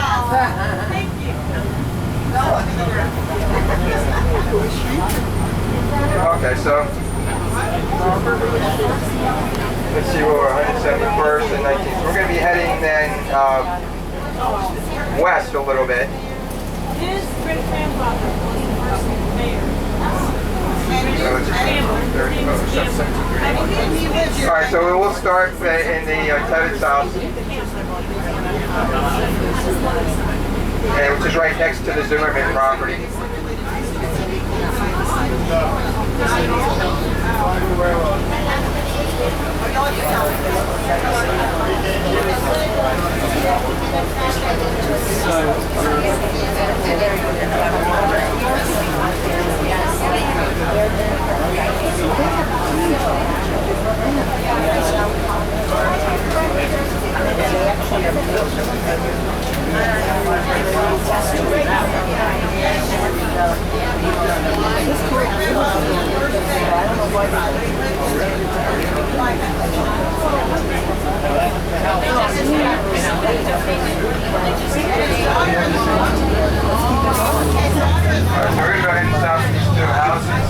First one, 1730, and the other one, 1731. Can everybody hear me right now? Yes. All right. So we're going to go ahead. There's 3 homes right along this area that we're going to go ahead and talk about. 3 individuals who are very prominent in the development and the history of North Miami Beach and in the greater North Miami Beach area. So it's a gentleman, the bus driver will stop by 1730 and 1731. I'll talk about those homes first. This is one. This has to be one.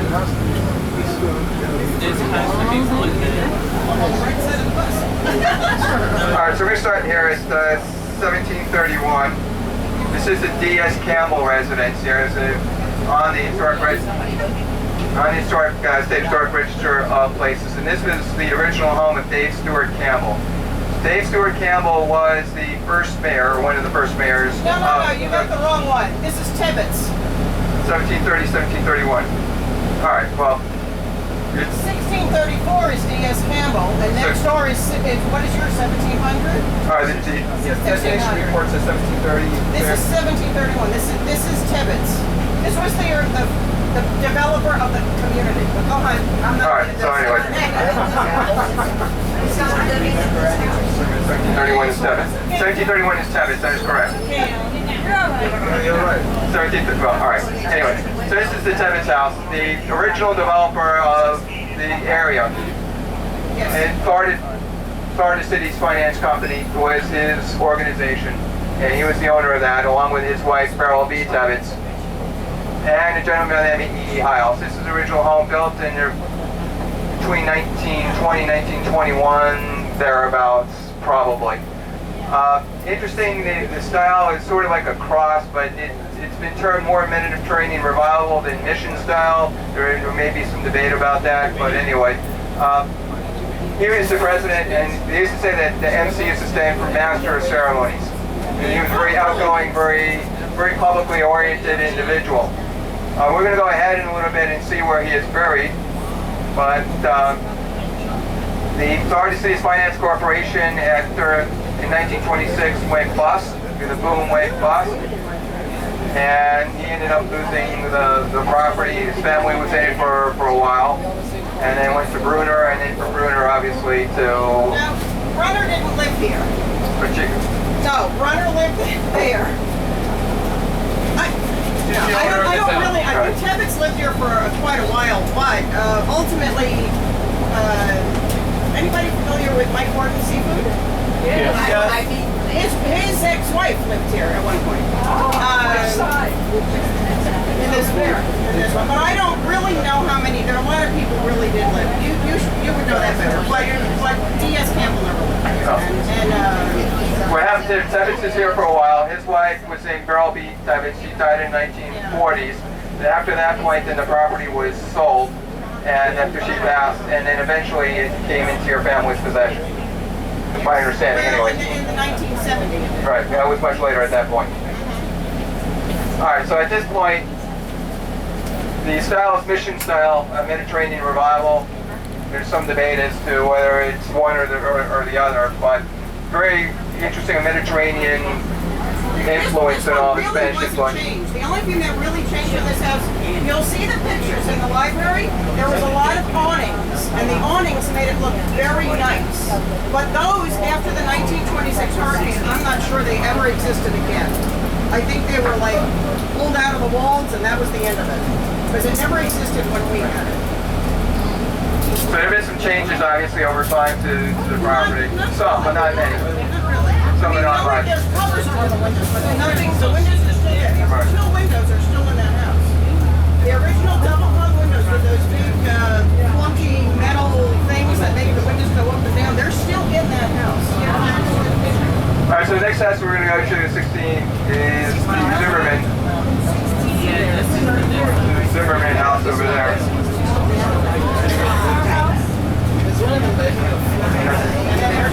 Yeah, this is the Zimmerman house right there. It's a mission style.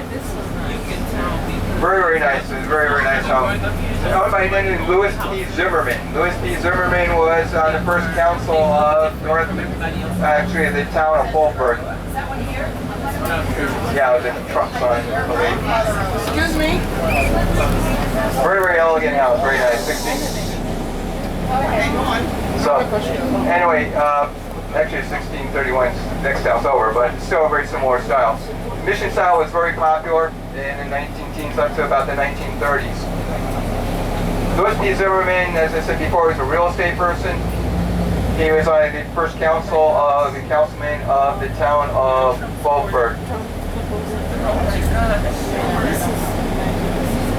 Yeah, this is a house there. The other house is very, very similar in style, at least to me. But this is the D.S. Campbell. Yeah, right now it's the D.S. Campbell. That's the Zimmerman. That's the Campbell house right there. D.S. Campbell got the property when he could not receive his pay from the Florida Cities Finance Corporation because the Florida Cities Finance Corporation was financially strapped and bankrupt. So they made a deal, and they went to court, and D.S. Campbell got the property in lieu of his salary. D.S. Campbell is credited with bringing the beach into North Miami Beach. He was the main proponent in the annexation of the beach property and the creation of the city of North Miami Beach, which is how North Miami Beach became North Miami Beach. D.S. Campbell lived here, and his daughter-in-law lived on the corner in John and Rita's house. And his grandmother was still alive and living in the corner house when I moved into that house there. So she told me a lot of stuff, and she gave me some pictures. Was there somebody who lives there related to car racing? Because there was a flag when I moved in here that was significant to car racing. NASCAR. That's all. And it's, We have it on the top of our flagpole. okay, I used to see This that. house I don't know. Alright, so as you can see here, there's a lot of old homes along this block here. You can see a lot of Mission-style Mediterranean revival homes. Some of them are on the historic register, some of them are not. But this really is the oldest section of the city, the 1920s. Now, in the 1920s, you could go ahead and you had two options if you wanted to build. You could either buy up a lot and build your own home, which had to be approved by Florida Cities Finance Corporation, or you could have them do it for you, and they would charge you an additional 10% to do that. There were roughly about 60 to 65 homes that were built from the original era, at least according to D.S. Campbell in his sworn statement. So we're going to go ahead now and head out of this area. We're going to go to the J.C. Ward Memorial at this point. The J.C. Ward Memorial basically came with an idea from the North Miami Beach Junior Chamber of Commerce for the J.C.'s. They have a committee known as the Americanism Committee, which was sort of a citizenship, patriotic group of individuals. The J.C.'s were a leadership training organization for people between the ages of 18 and 36. You see up here the card. So what they did is the J.C.'s went ahead and connected with a gentleman named Henniker, who was in charge of the Naval Reserve base down in Homestead, got him to approve the donation of a 50 caliber 3-inch gun. And the city went ahead and supplied the land. Now, in July 4th, 1955, it was dedicated. There was a huge parade, a lot of things going on, and the keynote address was given by George Smathers. It was covered from all over the place. So that was basically the ground. The idea basically came in the beginning of 1955. The ground was broken in June of 1955, and this was put up really quick. There's been some restoration efforts recently, from what I understand. But that's a very quick history of that.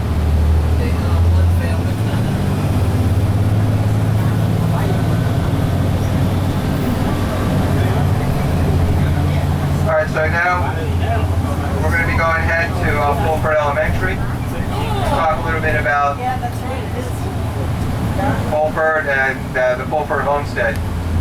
Now, alright, so back in 1860, Congress went ahead and passed what was known as the Homestead Act, the seminal piece of legislation in the history and the development of the United States. And when we think of things like Go West, Young Man, and the urge to develop, the Congress, what they wanted to do is encourage people to settle in these areas where there was nobody. So you could go ahead and get a land grant of 160 acres as long as you do not take up arms against the United States, for a U.S. citizen, and good moral character, and vowed to go ahead and make an improvement upon the land. And after 5 years of doing so, then they would issue you a land grant of 160 acres. So Captain Fulford came ahead and got a land grant in the area that we're going to go ahead of 160 acres, which became the heart of the development of the area. In the summer of 1899, Captain Fulford made a decision that he was going to try and found a settlement, which is a farming community. This farming community was named after him, and this became the nucleus of the development of Fulford and later Miami Beach. So in a few moments we're going to go ahead and be there.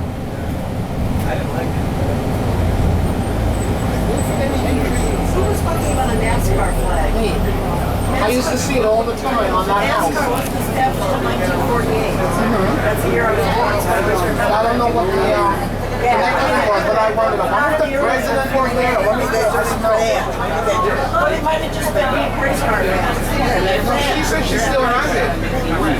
She said she still has it. I'm gonna ask her. But that would have been after 1948. That's the year they were established. I always remember that because my dad was a NASCAR fan and I was born in 1920.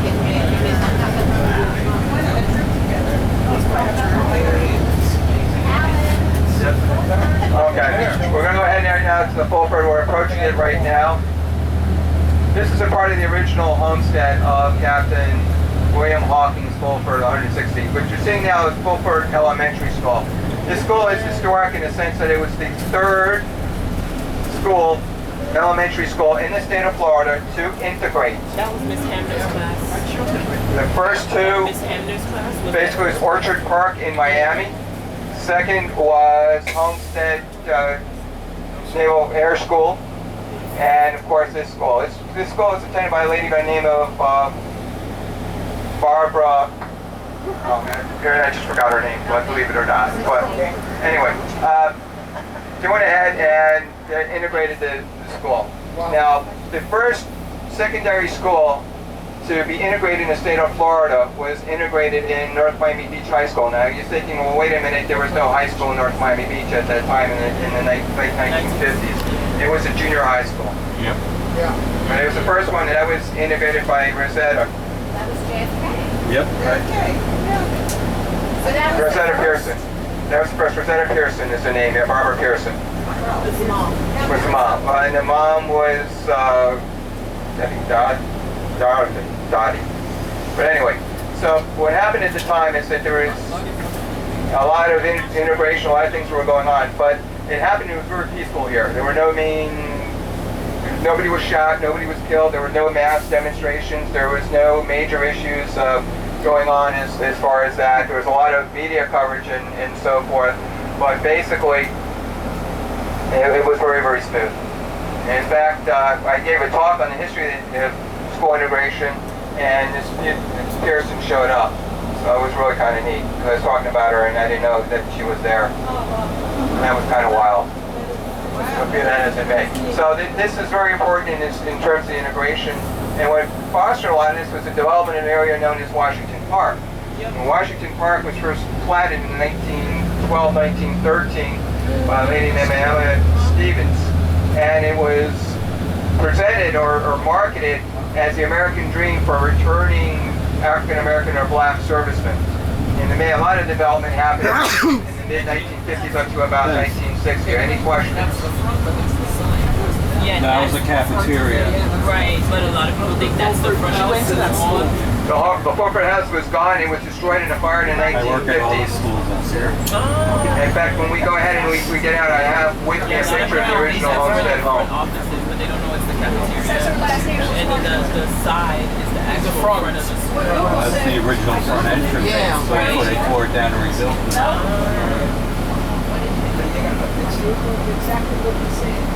I think they rebuilt it. So anyway,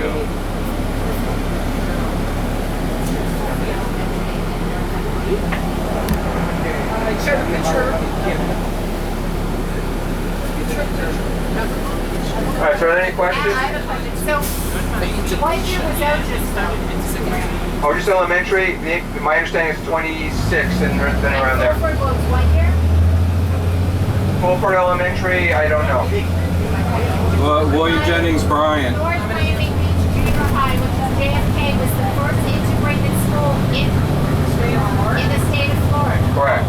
And The first secondary school, even though it really wasn't a high school. It wasn't a high school. Fulford was the first.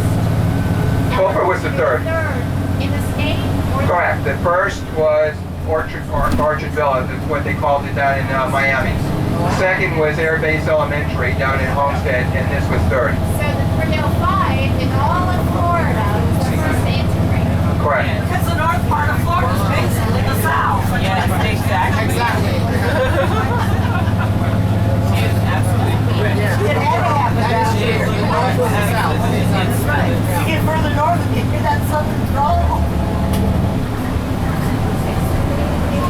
Alright, so we're heading right now into Southern Memorial. When I moved here in '95, how You see coming up, it's showing me dressed with the elephants and the animals and all that. We're going to go ahead and do something that we have not been able to do in previous tours, and that is actually enter I came in 86. the park. This place on a Saturday, they're dying to get in. Go in. a liquor store. There's a line. To buy and drive around and drive through this, not park. I only saw it on the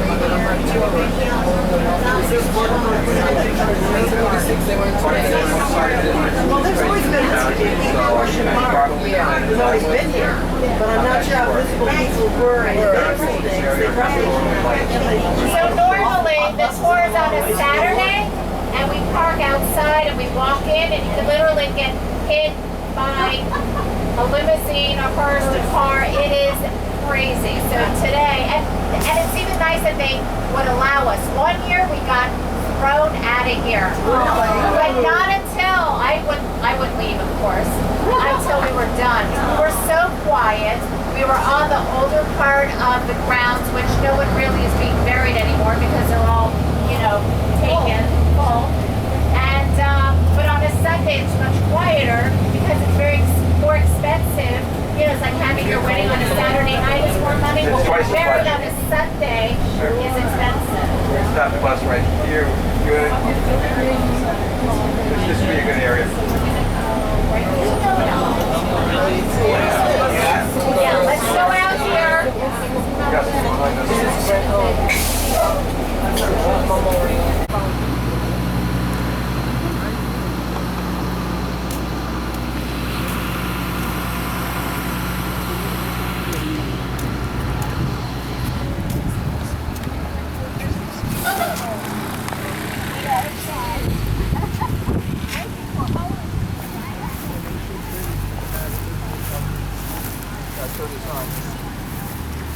Okay, can everybody hear me? Yes. Like I lost a little volume here.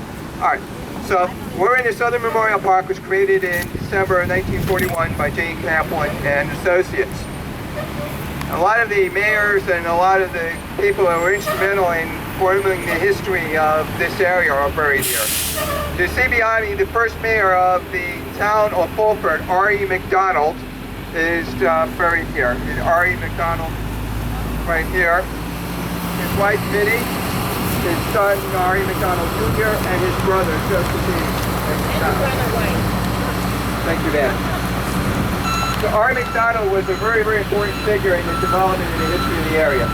He was the state legislature, and remember in 1913-1914, he went ahead and sponsored the resolution that created Broward County. He was the first teacher in the newly created city of Miami and one of the first superintendents as well. He was involved in a lot of different things. Did anybody see the movie Forrest Gump? He was sort of like the Forrest Gump of South Florida. Involved in creation of Pan American University, which led to the creation of the University of Miami in 1924-1925. He was the first mayor to support the town of Fulford. Involved in the creation of 1 year later, 1927, of the city of Fulford. 1931, the person that succeeded him became one of the first mayors of the city of North Miami Beach. So he was right before D.S. Campbell in the history of that. He was a farmer as well. He had a lot of positions of authority in doing that. He was also involved in the building of a road between Miami and Tampa called the Miami Trail. Anyway, he worked he was partners with H.E. Heileman and another gentleman who was known as J.F. Jaldon, who was known as the father of the creation of the Miami Trail back in 1913, 1914, and so forth. He was involved in buying land. He was a land developer as well, and basically responsible for the creation of platting a lot of the area of the original old section of Fulford. So that's pretty much the story on R.E. McDonald and his family here. again, a lot of the founders of the city were buried here, as well as Raymond Moss. And if you heard the story of Raymond Moss and the creation of the ancient Spanish monastery, he was one of the folks that was involved with that. Unfortunately, he did commit suicide. There's another story behind that as well. He was very much in debt. Roxy Roker, and you heard of Roxy Roker, the Jefferson's mother, Lenny Kravitz. She's resting here as well in the cemetery.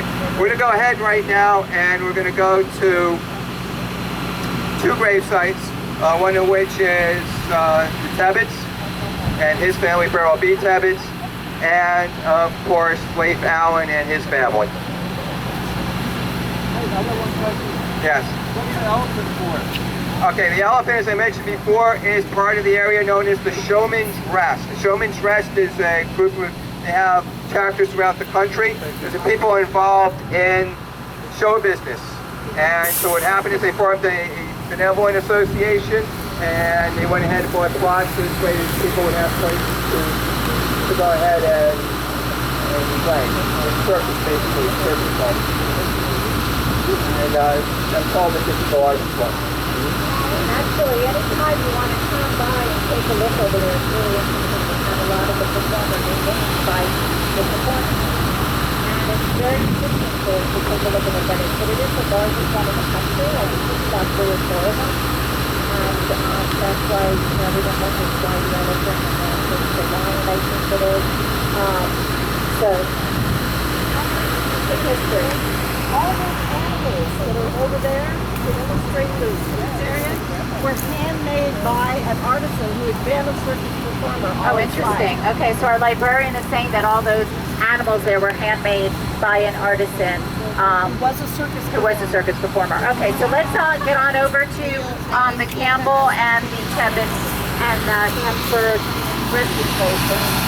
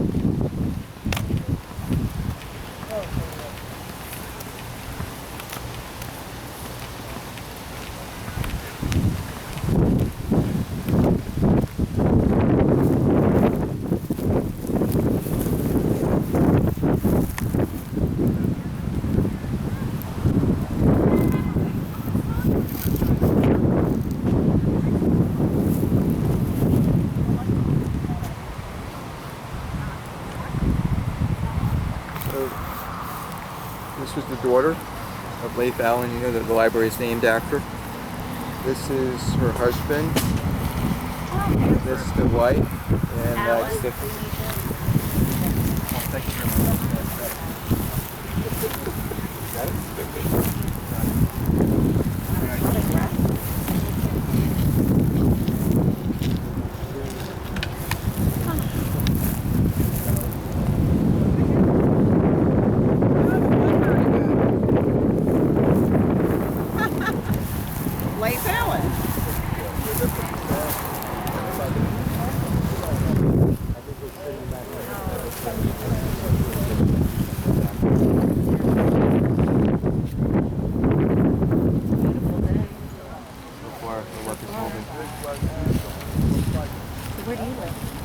section 1.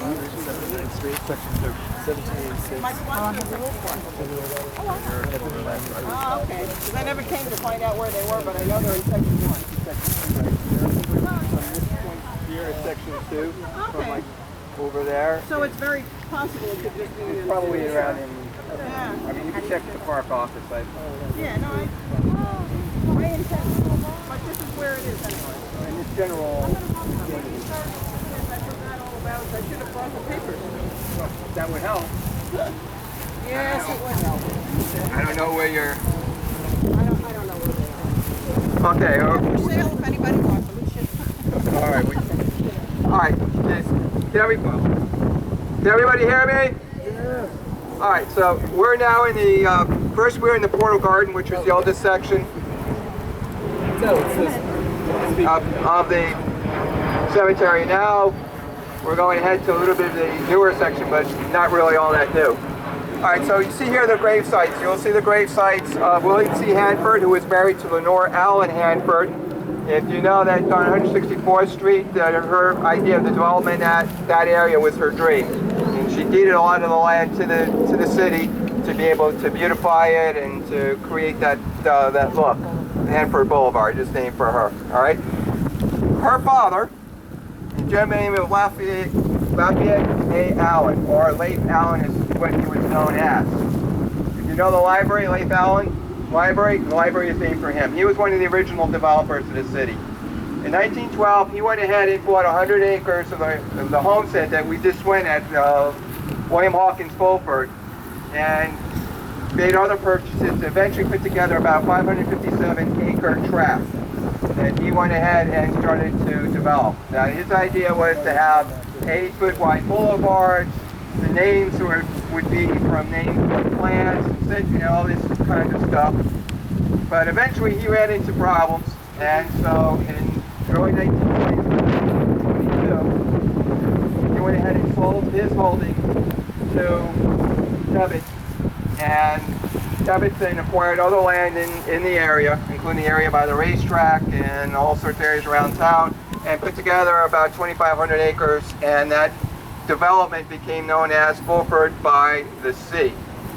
But Leif Allen had created his own corporation called the Fulford Improvement Company, and he started developing with that. But what happened, unfortunately, is he had a very rough go of it. So he sold out to Tebbets. Tebbets eventually had even more of a difficult go of it, and I'm going to go ahead and talk about that a little bit. But Leif Allen originally was a newspaper man. He came from a place called Bisbee, Arizona, which was a mining area at the time. Spent some time in Nevada, out west. Came here, the story was to go ahead and buy a newspaper. He came a day late and $1 short, liked the area, stayed, and decided that he was going to go into the real estate and the development business. When the boom went bust, of the land that he had originally sold to Tebbets and Florida cities reverted back to him. But it was a very, very difficult time. So he basically went ahead and was pumping gas and doing all sorts of odd jobs to try and keep things going. He went to the owners of the property that owned and said, look, you give me pennies on the dollar and I'll go ahead and give you clear title to your property. And through that and through other means, he was basically able to stabilize the real estate market in the area and allow, basically hold things together and allow for things to be developed. So in his honor, as I said before, the library is named after him. All right, so that's really like a thumbnail description. Any questions before we go ahead and we go over to the Tebbets resting place? All right, Hey, so we're gonna go. Isn't the gym, Allen Park Gym, Yes. named after him too? Yeah. They got a library and a gym. And Got a the gym. library, gym, and a whole bunch of stuff. Yeah.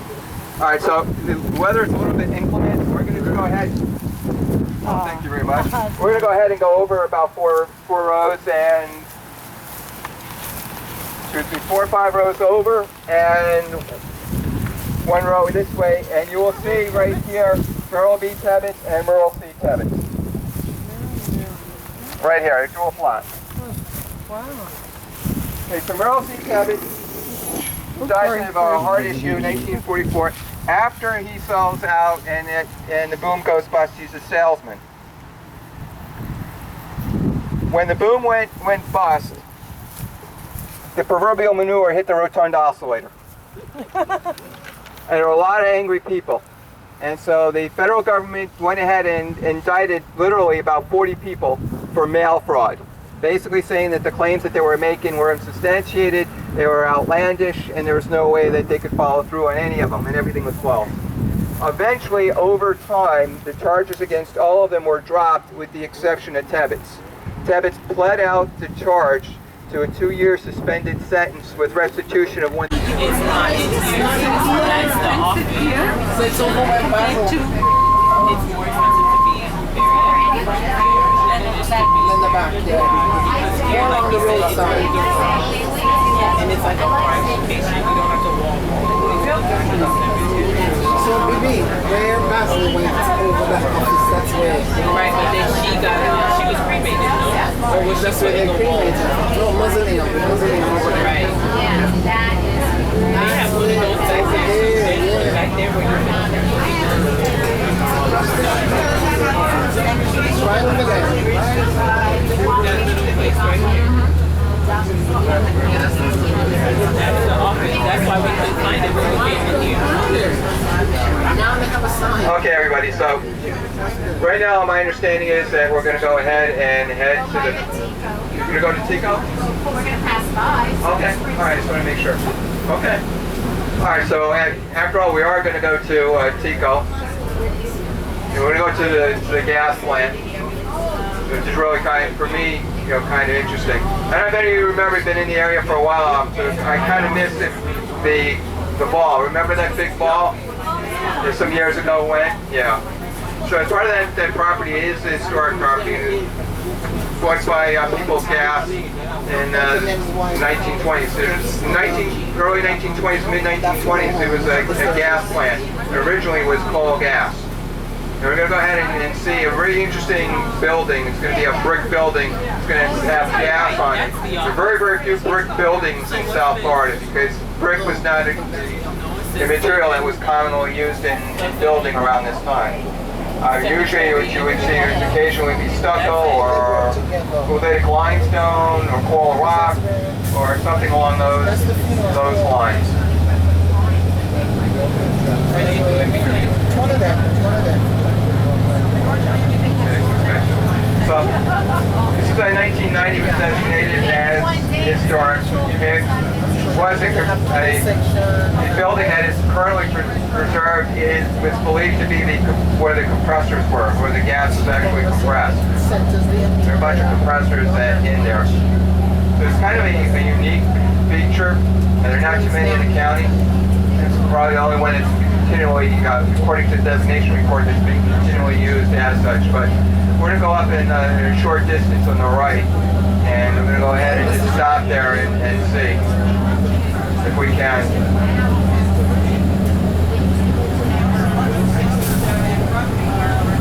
Alright, so we're coming right up on it a little bit. The other side of the FedEx, north or actually south of the FedEx building. Alright, this is the more modern building in Tico, and then right beyond it, you will see the brick building right up to your right-hand side. Straight ahead to the right. You see the large brick building right there? It says gas. That's the building. Historic designated building. The basis of the historic designation is it's a rare type of building, number one. Number two, there are not too many buildings from this area that are around there, particularly industrial buildings. It's very, very rare in Dade County to have an industrial building in continual use since the 1920s. So that was the basis of the designation. It is a brick building.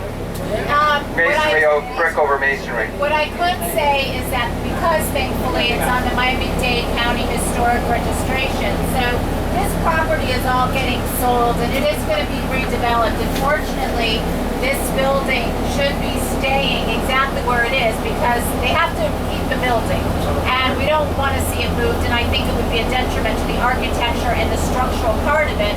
So, we're really hoping that something really interesting like a restaurant and this becomes more of an entertainment district, which is part of our strategic plan.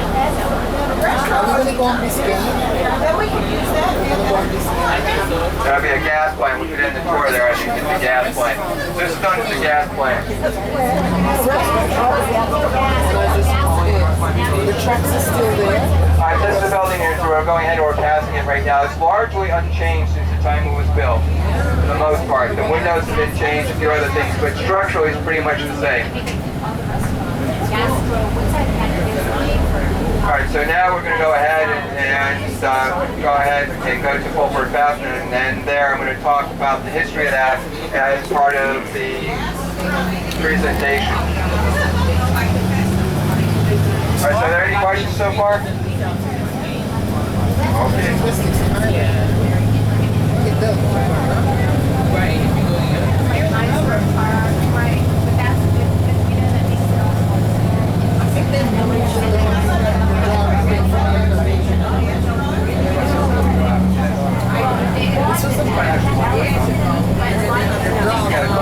Adoption center.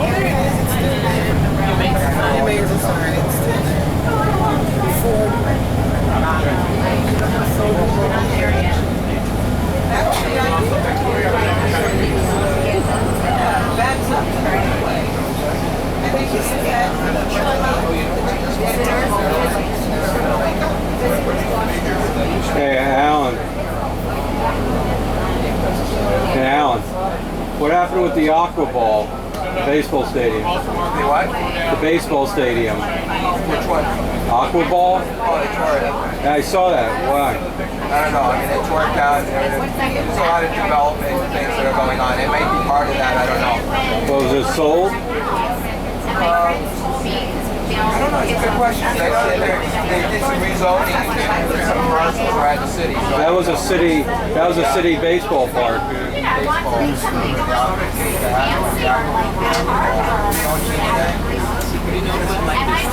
I don't know. It's interesting.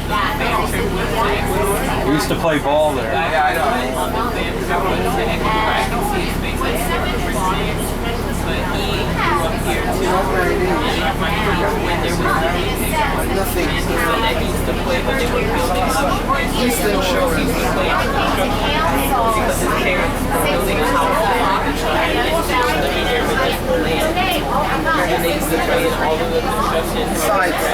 And it's funny because we had the same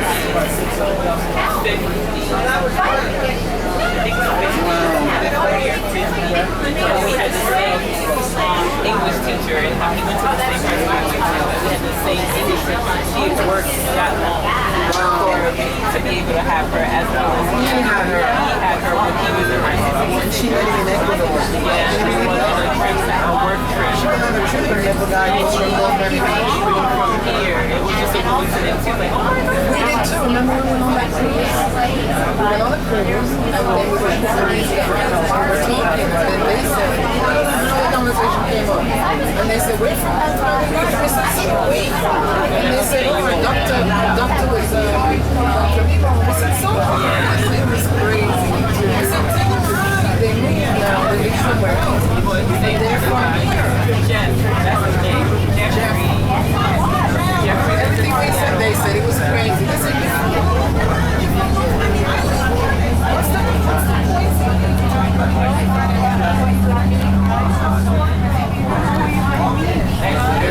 she went to college and met a dean. I supposed to talk to him, and then he saw her jacket and said, are you in Georgia? He says, I'm in Georgia, but I'm not going to be. We need people that's crazy. And one of the girls in just payroll. She's at NMB.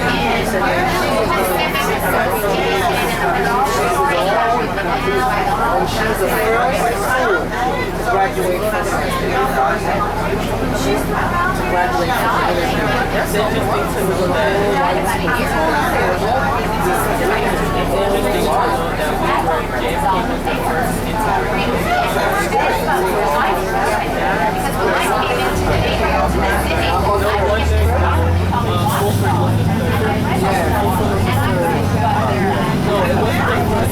It's the first junior to me.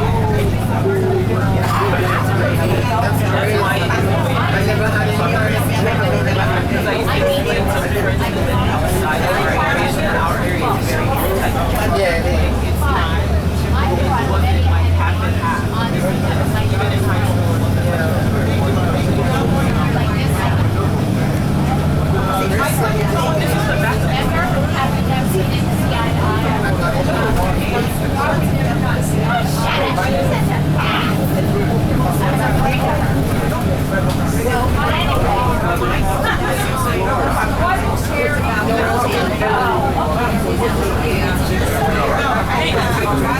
They need to fix that bar. Yeah, they need to upgrade that bar.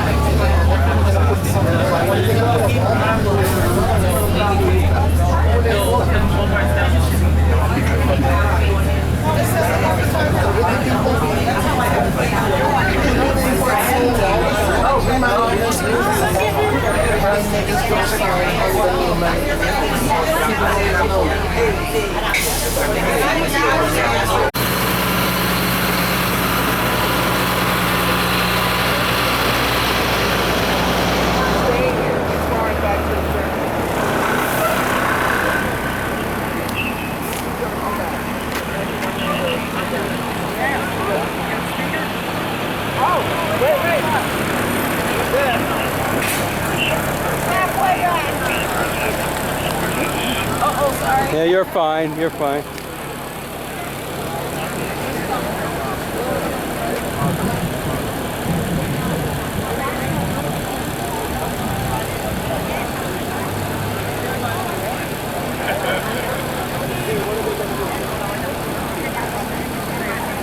I don't know. I don't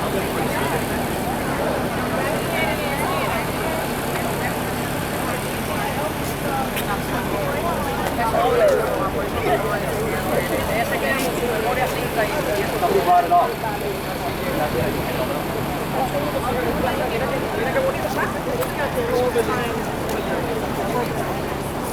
Hi, sweetie, how are you? Good to see you. How's everything? Hey. Ready for your mother-in-law?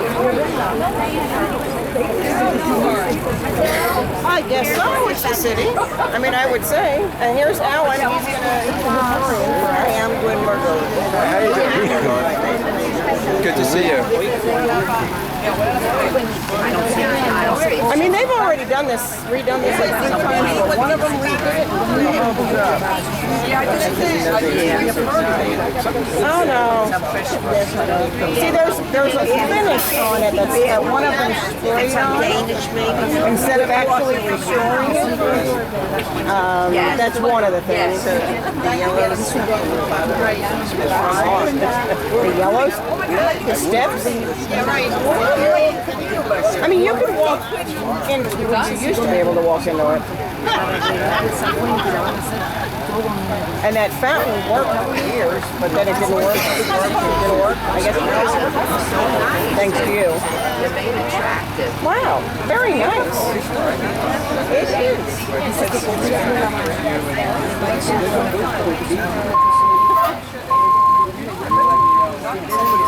and it was built by the guy that lived at my parents' house.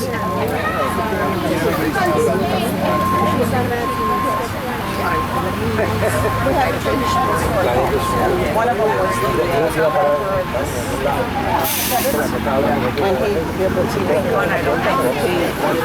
and my house, on 71st Street, there's one on the right and one on the left. Before you get to One on 17th Avenue and one on 16th Avenue. Well, actually, there's 4 houses on the block, like those 2. Well, it's supposed to, well, it's a groundbreaking or something. Yeah. I don't want to get a breaking break for I guess it was just to make it something. Well, it is, but I'm sure that's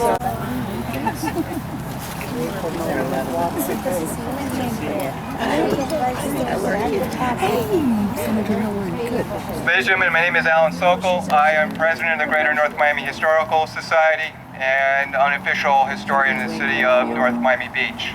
Good afternoon.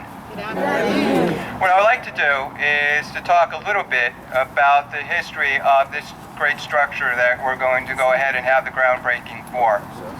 This is one of only 2 structures from the development area of the city.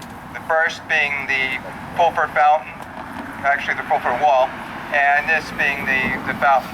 The fountain came to be known as Fulford Fountain, but originally was known as the V.W. Moody Fountain. And some of you may ask why that is the case. Well, there's a gentleman who was very instrumental in the creation of the town of Fulford by the name of V.W. Moody. He was involved in a group of organization that led to the incorporation of the town of Fulford and became the first city clerk.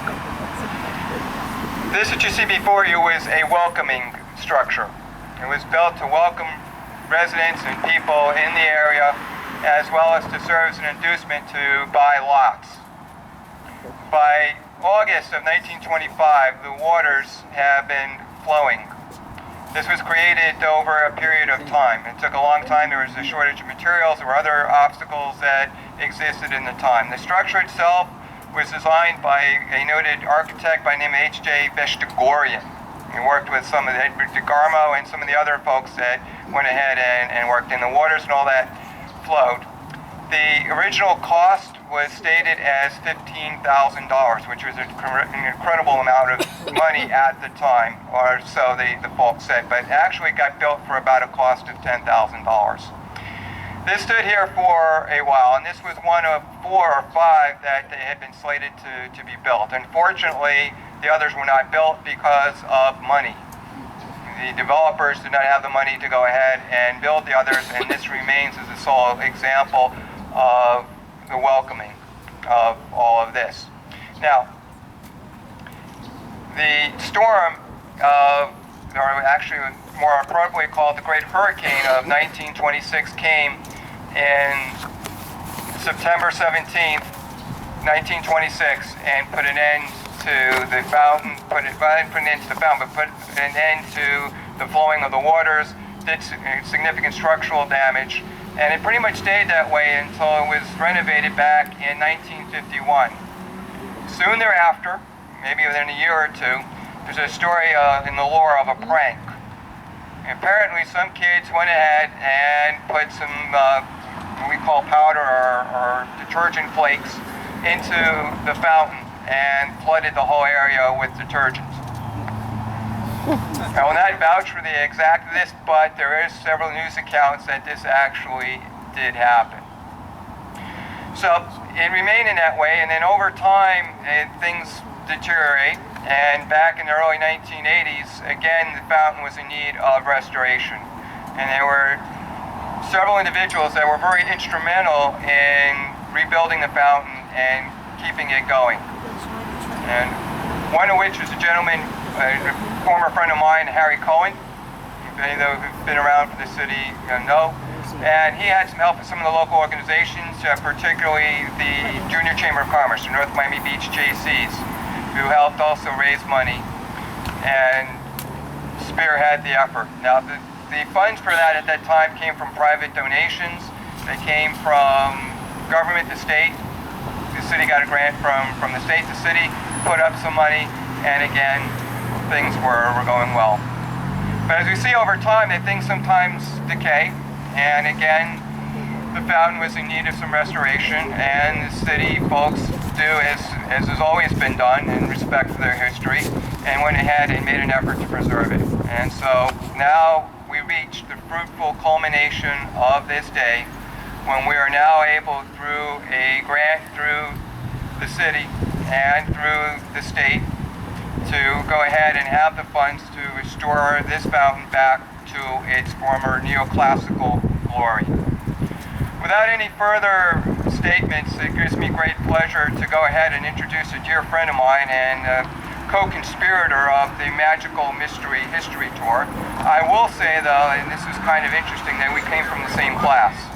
NMB 1981, although at the time she had a different name and she looked a little bit different. But then again, we all do. So I'd like to call forth a great friend and a great promoter of historic preservation, Ms. Barbara Kramer.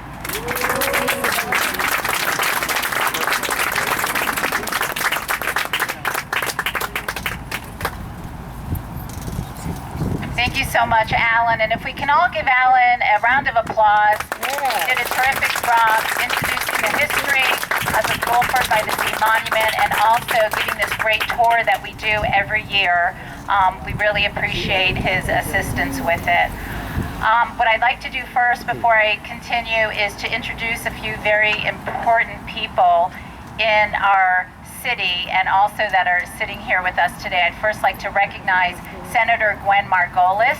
All right. And State Representative Barbara Watson.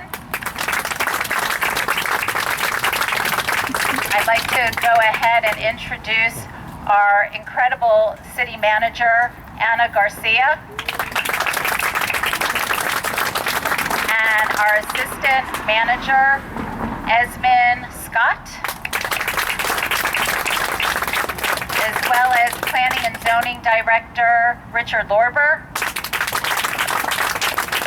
our Parks and Recreation Department Director, Ms. Paulette Murphy.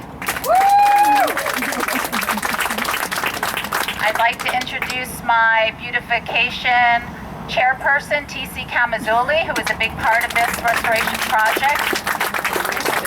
And I'd like to introduce my colleagues, Councilwoman Beth Spiegel and Councilwoman Marlene Martell, who has joined us on the tour, finally made it, and I appreciate that support. Oh, I'm so sorry. And I'd like to introduce, our Public Works Director. I'm used to calling that Esmond's job, but we do have a person following in his shoes, and that is Fernando Marrero. No, Fernando what? Rodriguez, I'm sorry, because my brother-in-law is Fernando Marrero, and that's the God's honest truth. Anyway, I thank you all for being here. This is a wonderful time in our city when we finally have received state funds to restore this very historic monument that has, really deteriorated in time.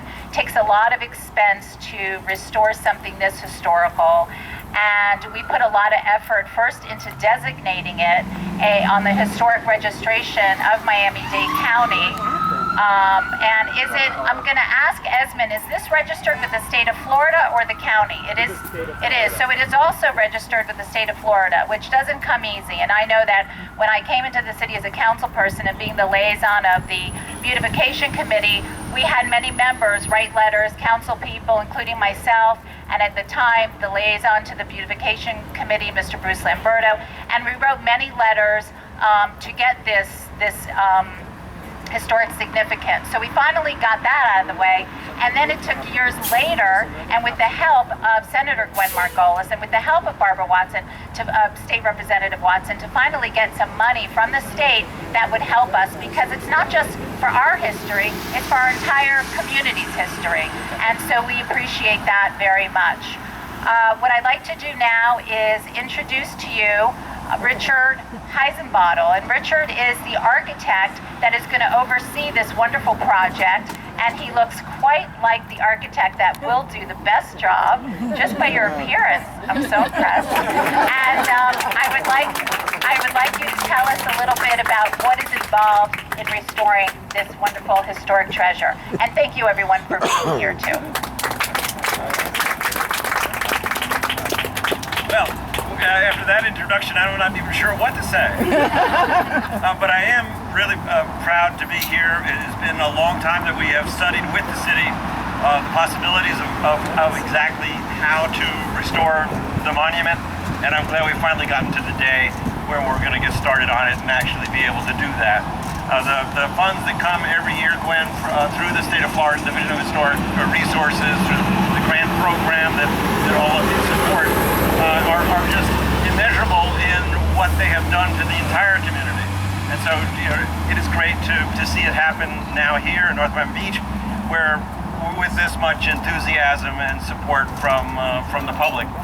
We're going to start first off in our work as preservation architects by studying the monument, by understanding the coatings that had been placed over top of the monument before.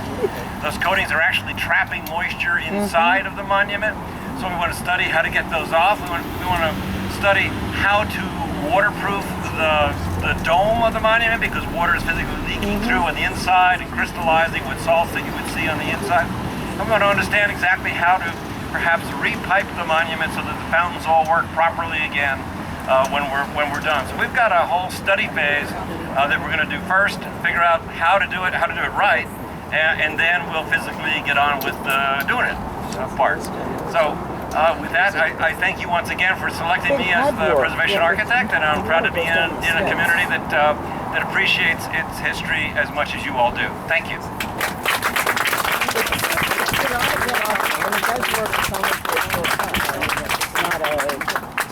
go in and join me? Sure. It loses its working ability.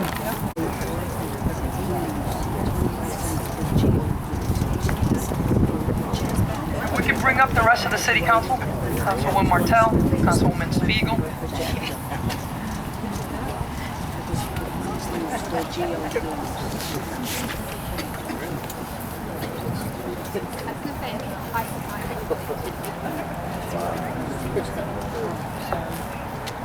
It's an honor for me to introduce these two very special ladies who not only have funded this project, but many, many other projects throughout Miami-Dade County and the state of Florida. For the past couple of years, we've been going up to Tallahassee and really fighting for funding for this tremendous project that has a very, very special place in our hearts. And this year, perseverance really pays off, and this year we're able to get the funds to be able to do a project. This is going to be a $225,000 restoration project, and in a couple of months we'll be celebrating with a ribbon cutting. But I'd like to bring up Senator Gwen Margolis for some words. This is my pleasure, by the way. We work very hard in Tallahassee and try to bring home to the people in the community, not only North Miami Beach, but all over my district, which goes from Homestead to the Broward line, the dollars that they need specifically for cultural issues. This is a tremendous cultural issue, and it's a tremendous piece of work that should be in the forefront of this community. It should be the first thing people see as they drive up the street. And I was delighted to participate. I did it the last time we got some money too, but I was glad to once again participate. I'm not going to be in Tallahassee after this year, so it's a good final thing for me to do. Thank you very much.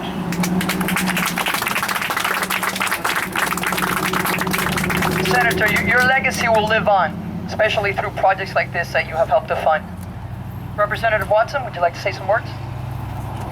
Thank you. It is also a great privilege and an honor for me to be able to be a part of this restoration of culture in our community. It has been hard work by myself and also the senator and our other colleagues in Dade County to come back and bring back the cultural emphasis in our community. With that, we were able to collect from the state $112,500. These funds will be met by your city, and we are so proud that we were able to do this. Is our second round, and we're very happy to present this check to the city. The Vice Mayor,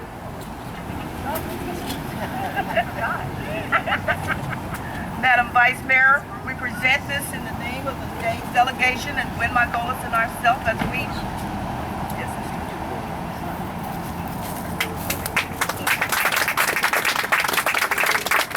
On behalf of the Dade delegation, as well as Senator Margolis and myself, we present this check, and we're so proud that we're able to do that, and we're looking forward to doing more things in our city to make sure that we have a history-making city.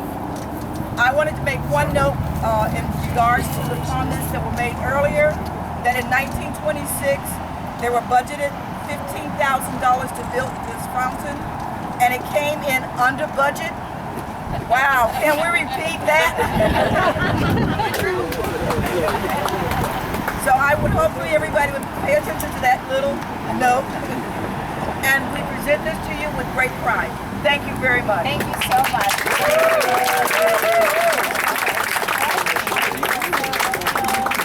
Groundbreaking. Let's go. Groundbreaking?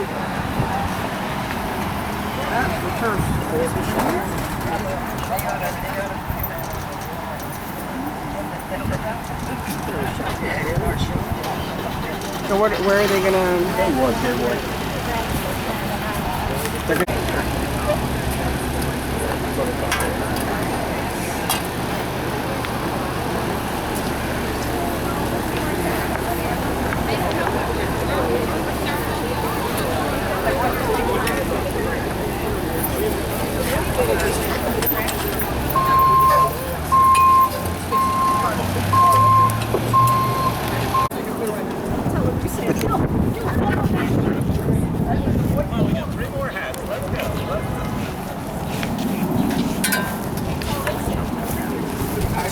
Much of a choice.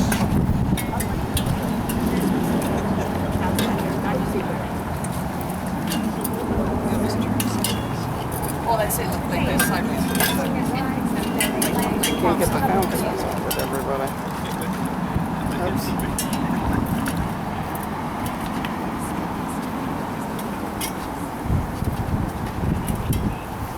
Tell us where, when, and what. We know the line. All right, so on 3, what we're gonna do is we're gonna pretend like there's like dirt here, and then we're just gonna raise this and just go up like that. Let's do one with us down. One with the shovels down. Count. 1, 3. 1, 2, 3. Wait, let's do it again because that was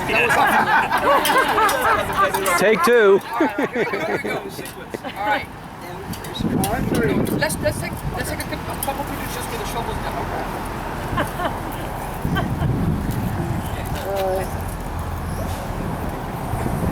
All right, here we go. On 3, we're gonna lift it all together. 1, 2, 3.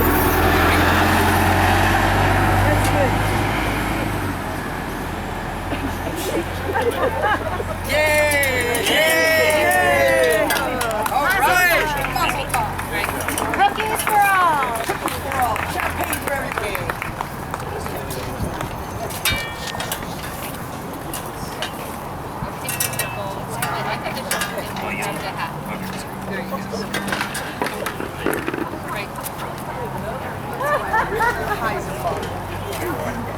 How are you today? He's all right.